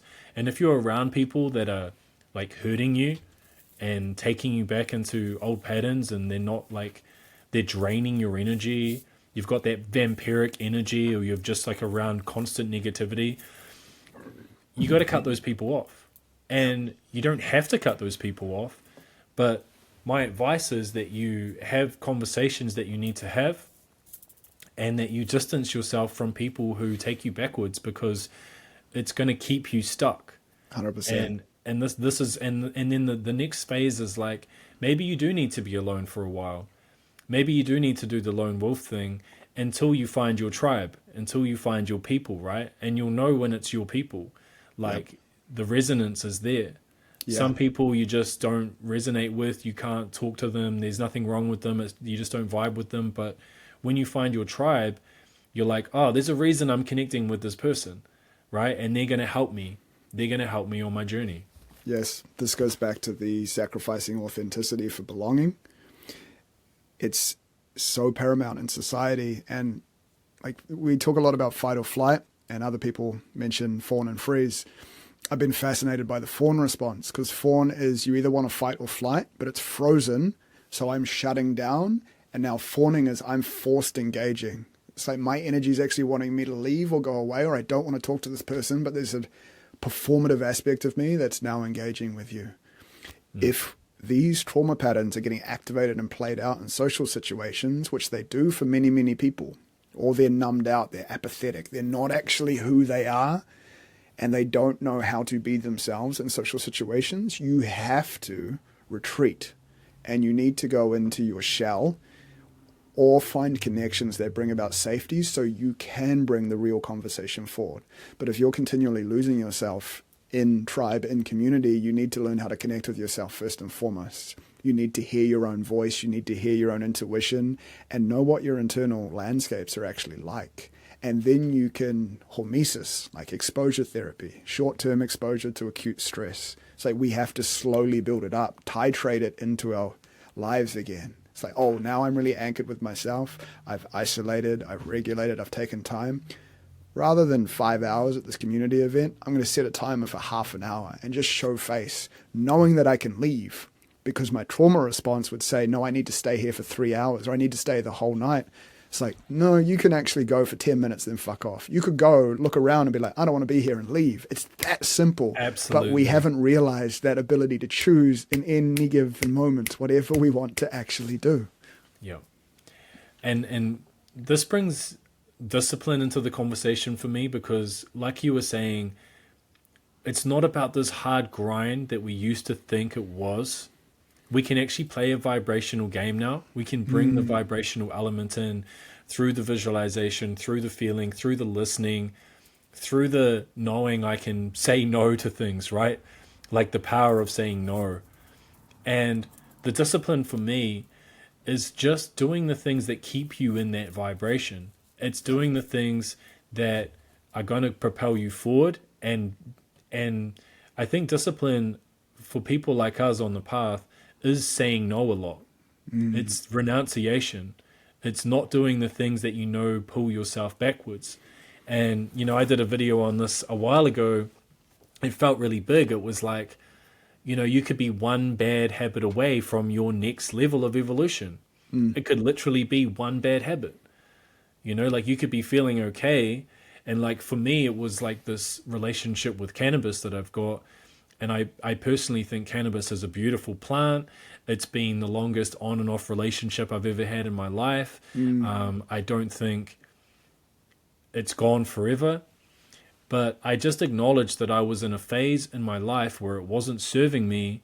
And instead of like dabbling in it from time to time, I just said no. I just said, I need to cut it off now. And what it did for me was just profound. It's like the clarity, the retentive power. Every time I said no to the impulse, it's like I was kind of blessed with this wind behind me, this momentum, this clarity. And it was like, yeah, this is like this missing piece. And it allows me to be more social. It's like anything that blocks your connection with other people has to go. Yeah. Like anything that's putting you into your shell and making you like antisocial and like not really wanting to engage, and oh my God, it's so hard to go outside. Like that's probably not good for you. And like these little habits, just like working on that one little thing, now you've got momentum. Yes. And momentum can go either way. Momentum can go backwards or it can go forwards. And I think discipline is like maintaining some kind of practice and awareness that keeps your momentum going in the direction of evolution. Yes. And expanding, because your soul does not care about comfort. It just wants to grow. It just wants to expand. Yeah, there's a couple of things you touched on. I'm just going to draw a quick diagram because it's really important. And we're either moving towards evolution or we're decaying into entropy. We're collapsing. Yes. And hopefully you can see that little diagram. But in any given moment, energy is moving one of two directions. It doesn't matter how fast it's progressing in either way. It just matters which way is it actually facing. Which way are you moving? It's about the trajectory, not the speed. And because we have been sold instant gratification, it seems so rebellious to become embodied and slow down and sit back. And the way in which I've lived in recent years goes against probably most people's suggestions. If I've been struggling, like you need to add a bit more routine, you need to get up at this time, you like until it gets to a point where it's literally like shut the fuck up in every direction. I need to hear myself. I need to be aware of where I'm sitting. And I've been exploring this more than ever. It's one of my key focuses right now. How do I subdue the noise? It can't be eliminated completely because that's an extreme. It's a lot of effort to try to eliminate it. How can I subdue it? How can I mute it? Even just 20%. Like lower the bar, not all or nothing. Like how can I gradually decrease this? And for me, it's been in both social invitations to events and also work projects coming my way. And in the past, because I wasn't connected with myself enough, I was saying yes to things that are pretty cool. So that gets me some money. That sounds like a fun opportunity. But I have proactively said no to numerous things recently over the last few months. And there's been a clearing in a meadow. Like for the first time, I'm no longer saying yes, when if I really tune in, I'm going into this unfamiliar territory of having space. It's like I'm breaking the habit of just going along with it because it presents and I can't think of a reason not to.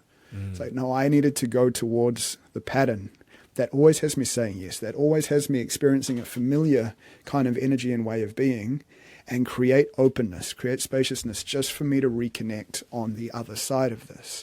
And as a result, I can hear myself so much clearer. I can hear God clearer.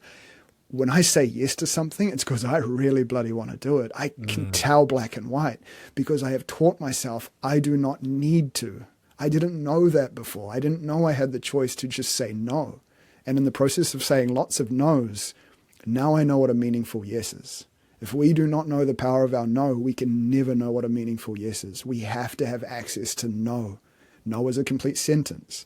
Like there's a song, I think somewhere on Spotify, that's called Noah's Bay. It's this loving relationship with No, this clearance to just block out all these energies just to sit with us. Because wherever my phone is, I'm glad I don't have it in front of me right now, it's this limb that's been attached to us in this modern age.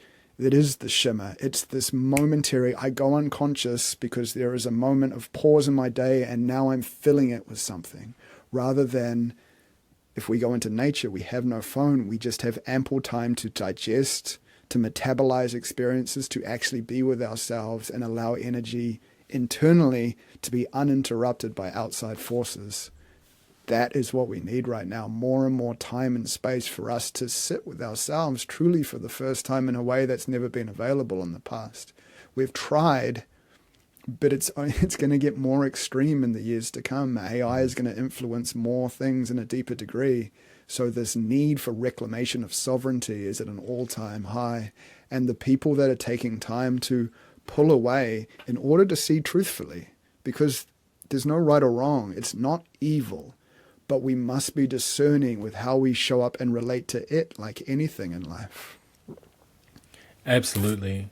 And I think this is where people are going to naturally go because of AI and social media and these things that are just getting almost so ridiculous that it's going to get so ridiculous that people do pull back and they go, oh wow, like I'm so out of touch with reality. I didn't realize it. Now I need to pull back.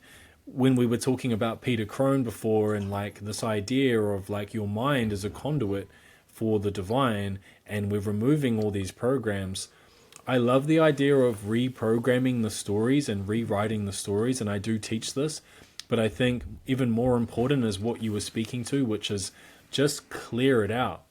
Just clear it out so there's space, so I can listen, so I can just be, so I can have a natural clarity about me, so that I can have the discernment on whether something is a yes or a no. And I can move forward with intention. It's like, can I slow down and be more intentional? That'll change your life. That's a transformation right there. Can you just really slow the fuck down and just think before you act and just have more conscious action in your life rather than this kind of compulsive reactivity? Yes. That so many of us don't even know, right? Because if it's compulsive reactivity, you don't even know you're doing it. Yes. But this is the autopilot that a lot of people are on. Yes. I also think that people that are struggling with all the thoughts, things like meditation can be really hard. Like I get it. Like the idea of like, yeah, sit down and follow your breath. Like not only is that boring, but it's really hard and it's not for everyone. And like for me, it could be profound. Like I've opened that door so many times that it doesn't take me that long to kind of drop into a really profound space. This is a long process of self-mastery and developing meditative awareness, like developing internal faculties. I think one of the first things people can go to is journaling. Get it all out on paper, right? Like, and I know you journal as well, and I find it really helpful just to get it all out on a page, get it from out of here onto a page. Yep. And also look at what you're writing down. Look at the way you wrote it down. Like you'll be so surprised at what comes out. It's the subconscious allowing to express itself. Yep. You know, and you can do this. I find this in the car. Sometimes I'm driving and it's like mental journaling. Or even just like sitting down, but not with the intention to meditate, but to just sit down and like, oh, my thoughts are going crazy. Good. Like, think about it. It's like, oh, I forgot to message that person back 2 weeks ago. It's like, cool. Like, you did forget that. Maybe you should write that down and, like, message them back after the sit. Like, sit there and let the thing unravel itself. Yes. Because you're in this perpetual state of integration all the time. We have all these things happen to us. Like, I'm thinking about parents who have children and full-time jobs, and they have, like, emotional afflictions happen to them. Family members die, jobs get lost, relationships break up, and they don't have a chance to integrate any of this stuff. Like we see this in breath work all the time, right? People are holding on to months and months and years worth of compiled stress and emotional tightness. And then they get this chance to let it come to the surface and release it, and it's like, holy shit, I didn't realize I was holding on to all of that. You never had a chance to integrate it. You've just been in the rat race, showing up every day, doing your best. You've got good values, whatever. Maybe that's why you've got the escapism thing going. Everything's going all good as long as I can have a few drinks on the weekend and keep it simple, and the kids are happy. But there's all these things compiling underneath, and we need to become aware of that, clean it up, and then move in a way where we're not constantly having more of that stuff come onto us without integrating. It's like this ability to integrate life as it happens to us, right? Yeah, yeah, in real time. The vision that comes to mind is a tumbleweed. It's just, and it's beautiful. You spoke to both the mind and the body. Is this? It's just going around the world, tumbling. It's picking up lint and crap and dead mice, and it's just filled with stuff. It's not until you stop the tumbleweed you could start sifting through it to see if there's anything you actually want in it. And when many people are struggling, they're just trying to get through the day, they're trying to get through the week, they're trying to get through it, thinking one day I might not be that. Or maybe I'll get to the holiday, or just maybe. You need to be able to create the space for you to unwind as often as possible, because it's like a tuning fork. Like attracts like. The more the tumbleweed collects, the more it's going to collect, because the more you're having tension and pressure and you can't breathe well, the more you are going to create that in your life, attract that in your life, and it'll produce more of that. It is a compounding effect that it needs to be unbound and unwound to actually stop to see it for what it is. When I did my first Vipassana, it was such an interesting experience. At points it was hell. My mind was going absolutely crazy, but I saw the beauty in it, and I had moments of pure bliss. However, this was back in 2015. A couple years later, I did breathwork for the first time around 2017, and what I saw was that I was so used to living in the head that I didn't know how to truly just exist in the somatic emotional body. And when I connected with that, I had such a profound shift, because now I was actually having an embodied experience. It wasn't just mental. So you mentioned meditation's not good for a lot of people because they're just watching the hamster wheel. We need to find what works for us. There's no one set way for anyone. Journaling serves me at times. Shaking is really good. Qigong, it really serves me. What used to serve me as well. If we hold on to things that worked once upon a time, but they're not anymore, they can create more and more suffering. So being aware of this used to work, it's not working anymore, I need to let it go. I need to explore something else, because I feel like I've hit a limit or a season where it's complete now. And I need to get rid of something to create room for new. And depending who we're talking to, like there's scales, right? Like on one end of the spectrum, someone that's just beginning, go along to a community breath work. Like find a space, even if it's you and a few friends can go on YouTube and find a breathwork session and just do a 10-minute guided.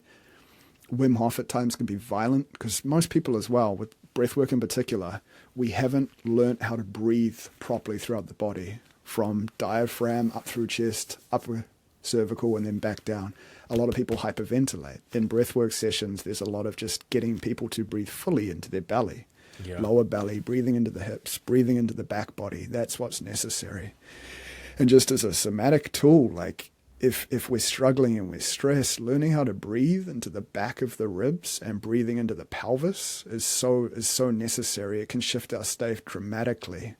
But this fundamental need to recognize when I'm getting too bound up, there's too much tension, there's too much pressure. There is no room for the fullness of life to find me. There's no room for miracles. There is pressure and chaos, and I somehow need to release the valve. And everybody needs to know how to release the valve to make space for life to meet you in the now moment. Absolutely. And that somatic experience is not the left brain. You know, we need to do things that are not the left brain, the left thinking brain. I recently discovered an old somatic meditation that I did, and I recalibrated it just for myself and the way I like to share. And I recorded it and I've shared it with people, and it's really powerful, because you can go into the body, and even through scanning the body, breathing in, feeling the sensations in the body, and on the exhale, just visualizing the release. It's almost like the mind, because the mind and the body are so connected, I can just think about releasing and it happens, right? And through that experience, you realize how many knots of clinging there are, how tight things are, how much energy is stored in, like you said, the hips, the pelvis, the rib cage, like getting into these parts of your body that you've never even really like focused on before. And just notice how this air of stillness starts to happen, and it's like you're connecting with your body in this ocean of stillness and energy. You just get there through connecting with the body, which is a storehouse of wisdom. Yes. It's, like the DNA in the body. It's just like there's so much wisdom in that. It's the supreme intelligence. It really is. And you said something very important. You could think release and the body could release. There's nuance to that, because you could think with a disconnect from the body and it's not happening, but then you can be more connected and this is focus, directing intention with belief, with power behind it, and it actually happens. And one thing, if I can, anyone listening, if someone says this is the way and this is what you need, run away from them. They don't know what it's like to be you. The most important thing that can be encouraged is for anyone to explore their own inner practice and to have an inner experience, because your understanding of your worlds and what happens within your body is uniquely yours. No one else can touch that. No one else can tell you what that is. So there is a lot of curiosity when it comes to exploration of the body. What happens when I breathe slowly? What happens when I feel into my body? It's a process of exploration and actually getting to know the body when most of us have been quite removed from it. And there's many pathways to get there, but becoming embodied and learning to slow down and reconnect with the somatic self is where heaven lies. It exists right here. The body is present. The body is always present, but we disassociate and we travel and we think we're somewhere else, but the body is just here begging for your attention. The body houses the child and the dreams that you actually want to live. It all exists within the body and the intelligence that's just waiting for you to give it the presence that it's always longed for in order for it to wake up. It's nowhere else but within you and within coming home to the physical body system. Yes, and I love how you talked about, anyone who says they have the one way, it's like, don't trust that person. Like even for me, like I love physical training. I love strength training. It's like that's my play. It's like this idea of I don't know, maybe everybody needs to do ecstatic dance. It's like I've done ecstatic dance.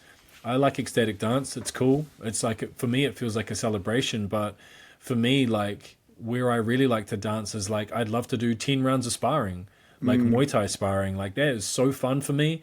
Like, I'm in the sandbox, man. Like, I did that for so long that it's ingrained in me, like all this warrior training. It's so natural. It's so, like, it gives me so much joy to just be able to go in there and express this full range of creativity with my body. The strength training feels good. I can go into the gym and it feels like play. It feels like there's all these different like toys I get to play with, and it feels good. And I know that I'm making my body strong. I know about all the dopamine and the mitochondria and the blood sugar stuff. It's like, yes, it's good for me, but it's like, that's not even why I do it. You It's enjoy like it. I just love it, and I'm in my body as well. It's like you got to find what's good for you. And what comes up for me too is like navigating this path with an authentic, holistic view on like the dynamic human being. And there's like invitations to these things, right? Like there's invitations to retreats or to one-on-one coaching, and it's like I'm offering you tools, I'm offering you a journey, but you are an individual. And so it's hard when you see people that are like, you can overcome any trauma in 6 weeks if you just do X, Y, and Z, or sign up to my fucking mastermind about, like vagus nerve, blah, blah, blah. And it's like, maybe, or maybe you're full of shit. Yep. And there's so many snake oil salesmen out there, So many. you know, and there's so many partial views attached to these things, Yeah. and it is dangerous, you know, That's the instant gratification playing out there they're selling into. I saw one today I got advertised. It was like 119/67. Uncover your shadow and remove all the blocks so you can live the life you dream. It's like, okay, I pay $67 and all my blocks are gone and I live the life I dream. It's like, no, fuck no. We get good at what we practice, and most of us have not practiced how to live presently, intentionally, and actually direct our lives. And this is a gradual thing to retrain the way we relate to ourselves. I loved earlier you said learning how to befriend yourselves. I would have killed myself experiencing the amount of trauma that would come up and I was in. I didn't want to be alive most of my life. If I didn't learn how to befriend myself in the absolute darkest of times, I would not be alive today. And this happened before I really somatically deeply connected with myself. I learned how to befriend my mind. And this is such a fundamental aspect to reconnect with us in a friendly, compassionate, life-giving way. And for that, it does become a process of learning to walk for the first time, and the importance of walking before you try and run, or even crawl, or even lie on your back if you don't want to do anything. Regress yourself to a point that you know you're connecting with what you actually desire to do. Because there's an aspect of your nervous system that wants to move at a slower pace. There's a snail within us that doesn't want to move any faster than it wants to move. And when the rest of us is trying to be the hare, trying to run ahead, this snail pace, the gentle, the I don't want to move, I need rest, is suffering. It would be like you're a CrossFit junkie and you're going to go for a run and you've got a 3-year-old that you're trying to drag by the hand for a... Actually, CrossFitters don't generally like running, but you're just dragging this child across the ground, like a 3-year-old that's just getting wrecked across the tarmac. That's what's happening somatically internally within the system. That's such a good analogy. I love that analogy. It's wild, eh? You never know what's going to come through. You need to be able to recognize there is an aspect of a child that is unloved aspects that is calling you to connect somatically. And then once you can connect with that, and it's true, exploring ways to continue that connection. Like you love Muay Thai, training weights, to someone else that's hell. They might actually like rock climbing, or they might like hiking. And you mentioned ecstatic dance as well. For a time, ecstatic dance was exactly what I needed. It was non-linear, dynamic, expressive movements. For a time, jiu-jitsu was what I needed, or crossfitting was what I needed. And then it hit a point where that's not allowing the curiosity and connection. And now for me, it's qigong and shaking. I need to break the mold of this is how I move, and rigidity. I'm learning to loosen tension from the body again and again, because most of my life I've lived kind of bound up. And now I'm learning what it's like to be floppier and looser without such a force about me. And this has come about from connecting with that child. The child, or the slow, the tender aspect of my nervous system. It's like, I need more rest. I need to be more gradual.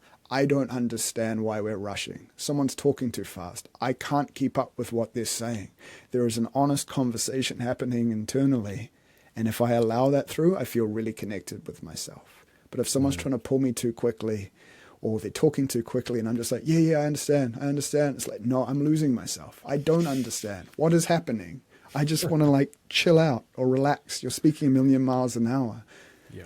We have to reconnect with the truth of our experience. And from that place, everything we start doing, experiencing, meeting people is a wild, it's like living for the first time again, rather than the program that is just out of control.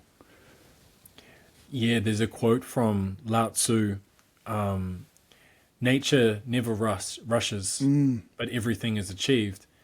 And I love Qigong as well. That's one of the key modalities that I love to drop into. And I think slowing the body down is a fast track to slowing the mind down. Even the Buddha said that, slow the physical formations, then calm the mental formations. I didn't know he said that, because in Buddhism they also talk about the body as a meat sack sometimes. Oh, really? Yeah. I mean, there's so many aspects to it. The Buddha said, within this body, subject as it is to decay and death, is the entire universe. Yes. It's definitely there in the text that the body is this incredible thing. But I love qigong for so many reasons, and I think especially for men, it's something that can really drop us in. It's a perfect mind body breath exercise. You're in your body. It makes more sense. I'm tying the movement with my breath, and there's an intellectual part there because there's a certain rhythm. Rhythmic movement is good for trauma. Yes. Rhythmic movement is really good for trauma, and so this is like one of these soothing things where 10 minutes of qigong, you've just calmed right down, and then again we're moving from a more relaxed standpoint. I want to gently bring this podcast closer to its end, but I want to ask you a few questions, or at least finish with this. This has been so cool, man, and this has been a dream of mine for so long. It's so trippy that we're like here doing the podcast, and it kind of ties into this idea of patience and letting things unfold when they need to, because I could have easily done this 5-6 years ago. Like, I wanted to do this. Yeah. I was even recording certain interviews and just recording them for the sake of it. I've actually got one from about 10 years ago with this random old guy who healed himself through a carnivore diet. And I think he's dead. I think he passed away, but he was a really interesting character. And I just sat down and did this podcast with him. It's something I've always wanted to do. And having that wisdom of not rushing, having that wisdom of knowing it's going to happen, and there's no point in trying to rush anything, letting the systems happen, getting my life in order, getting the fundamentals, getting back to the basics, and then now we're here, it's happening, it feels good. I'm really happy with this conversation too. Like, fuck, we go in so many directions, bro, and I know there were so many gems in that conversation. But I also know this is something that you're looking to do. You've wanted to do podcasting. You're wanting to expand your horizons. How do you feel about it all, man? Like, how do you feel about today? How do you feel about, like, what's on the horizon for you? And yeah, like, what's exciting you about this, about the future?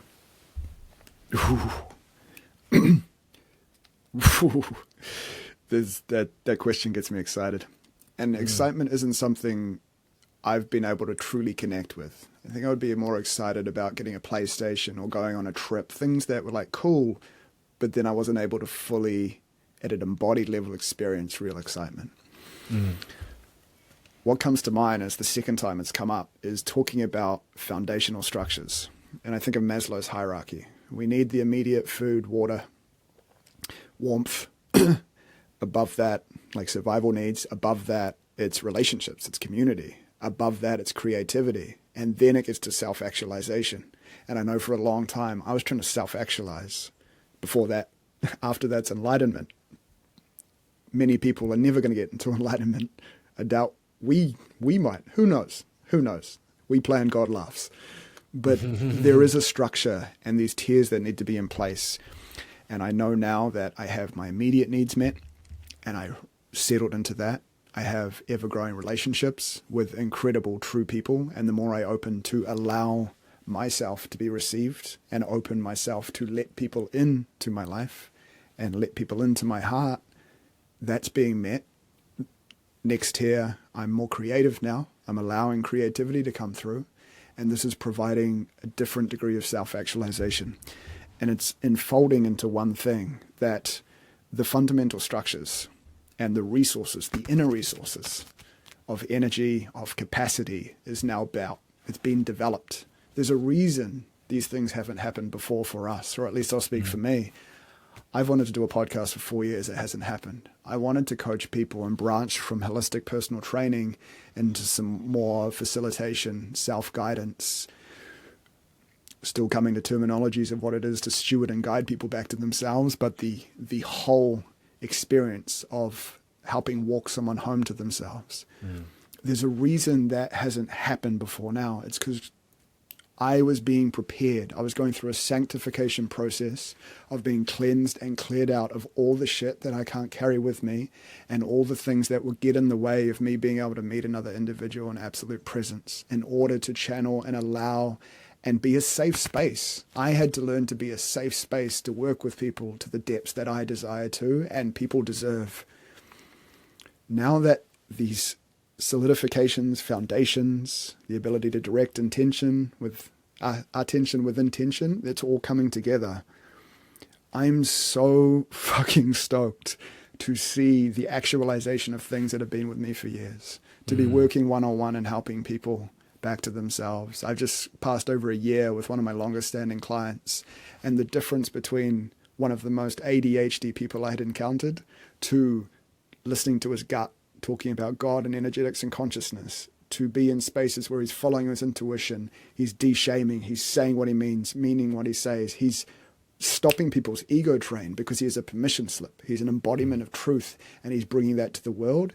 And then behind closed doors, he's not self-flagellating anymore. He's loving himself. He's appreciating the simple things in life and realizing how much beauty is available.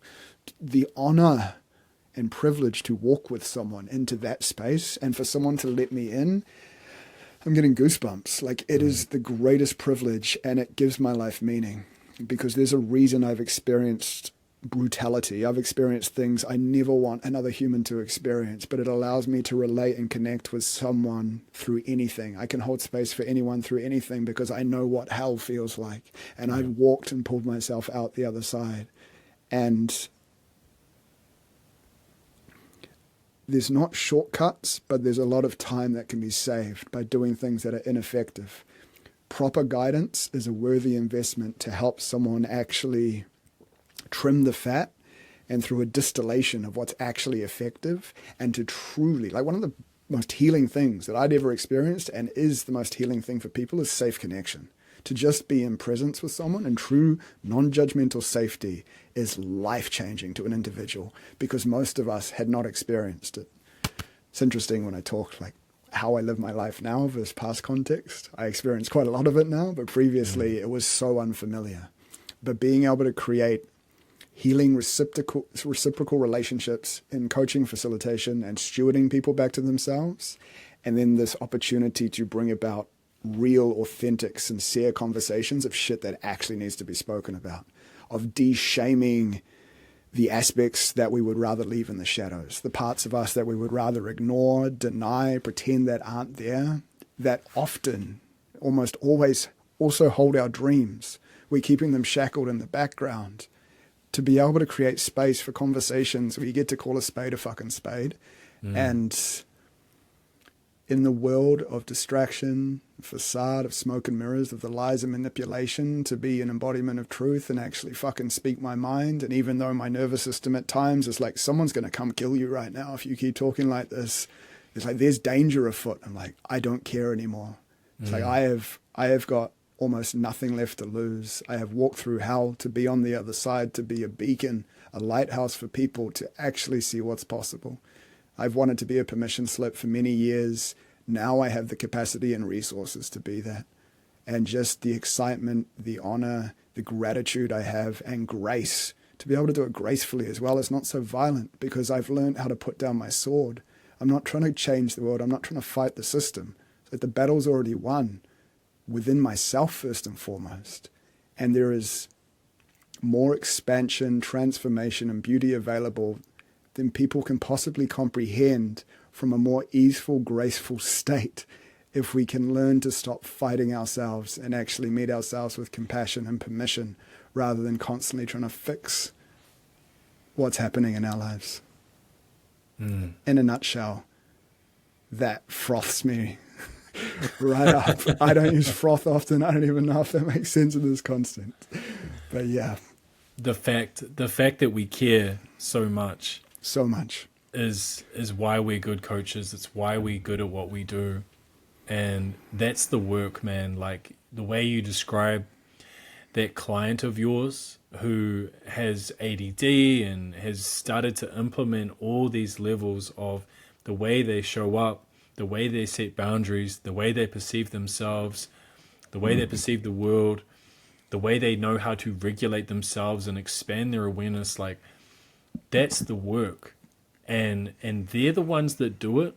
But like you said, we're the ones that are holding this embodiment of wisdom that can really listen, that can really care, and that it's not so much the knowledge that we have, it's that we can use the right knowledge at the right time because we care, because we're listening, because we use our intuition, because we know what to do because we've been there before. And we can really start to guide people, like you said, back home to themselves. And this is the work. This is the work. And yeah, brother, it's an honor to just walk side by side with you in this time where it's so needed, because people are ripe for it. They are. This They is the are. time. Yeah. They are. You reminded me that like working with people, it's not our responsibility or our position to make anyone care or want it. But if you are willing, it's like I will, and I'm sure you will as well, walk them to where they need to go. But first and foremost, you need to be willing. And if you are, the support is available. And there is more of yourself, your real self, your unfiltered, unshackled, pure, most vibrant self available than you can comprehend in this moment. You can't think your way there.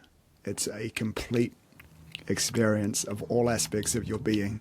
And it's a pretty cool ride when you, put down the sword and allow grace and love and acceptance into your life. Beautiful, brother. Man, it's always an honor to sit down with you, bro. Aye. We could probably talk for another hour if it wasn't so late. Next time. Next time. Yeah, it's no coincidence that you were like one of the first guests on this podcast, man.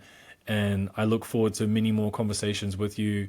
I think you'd be like one of those guests that I can bring on, and it's always an honor to not have somebody that I can just sit down and ask questions, but someone that I can just bounce off.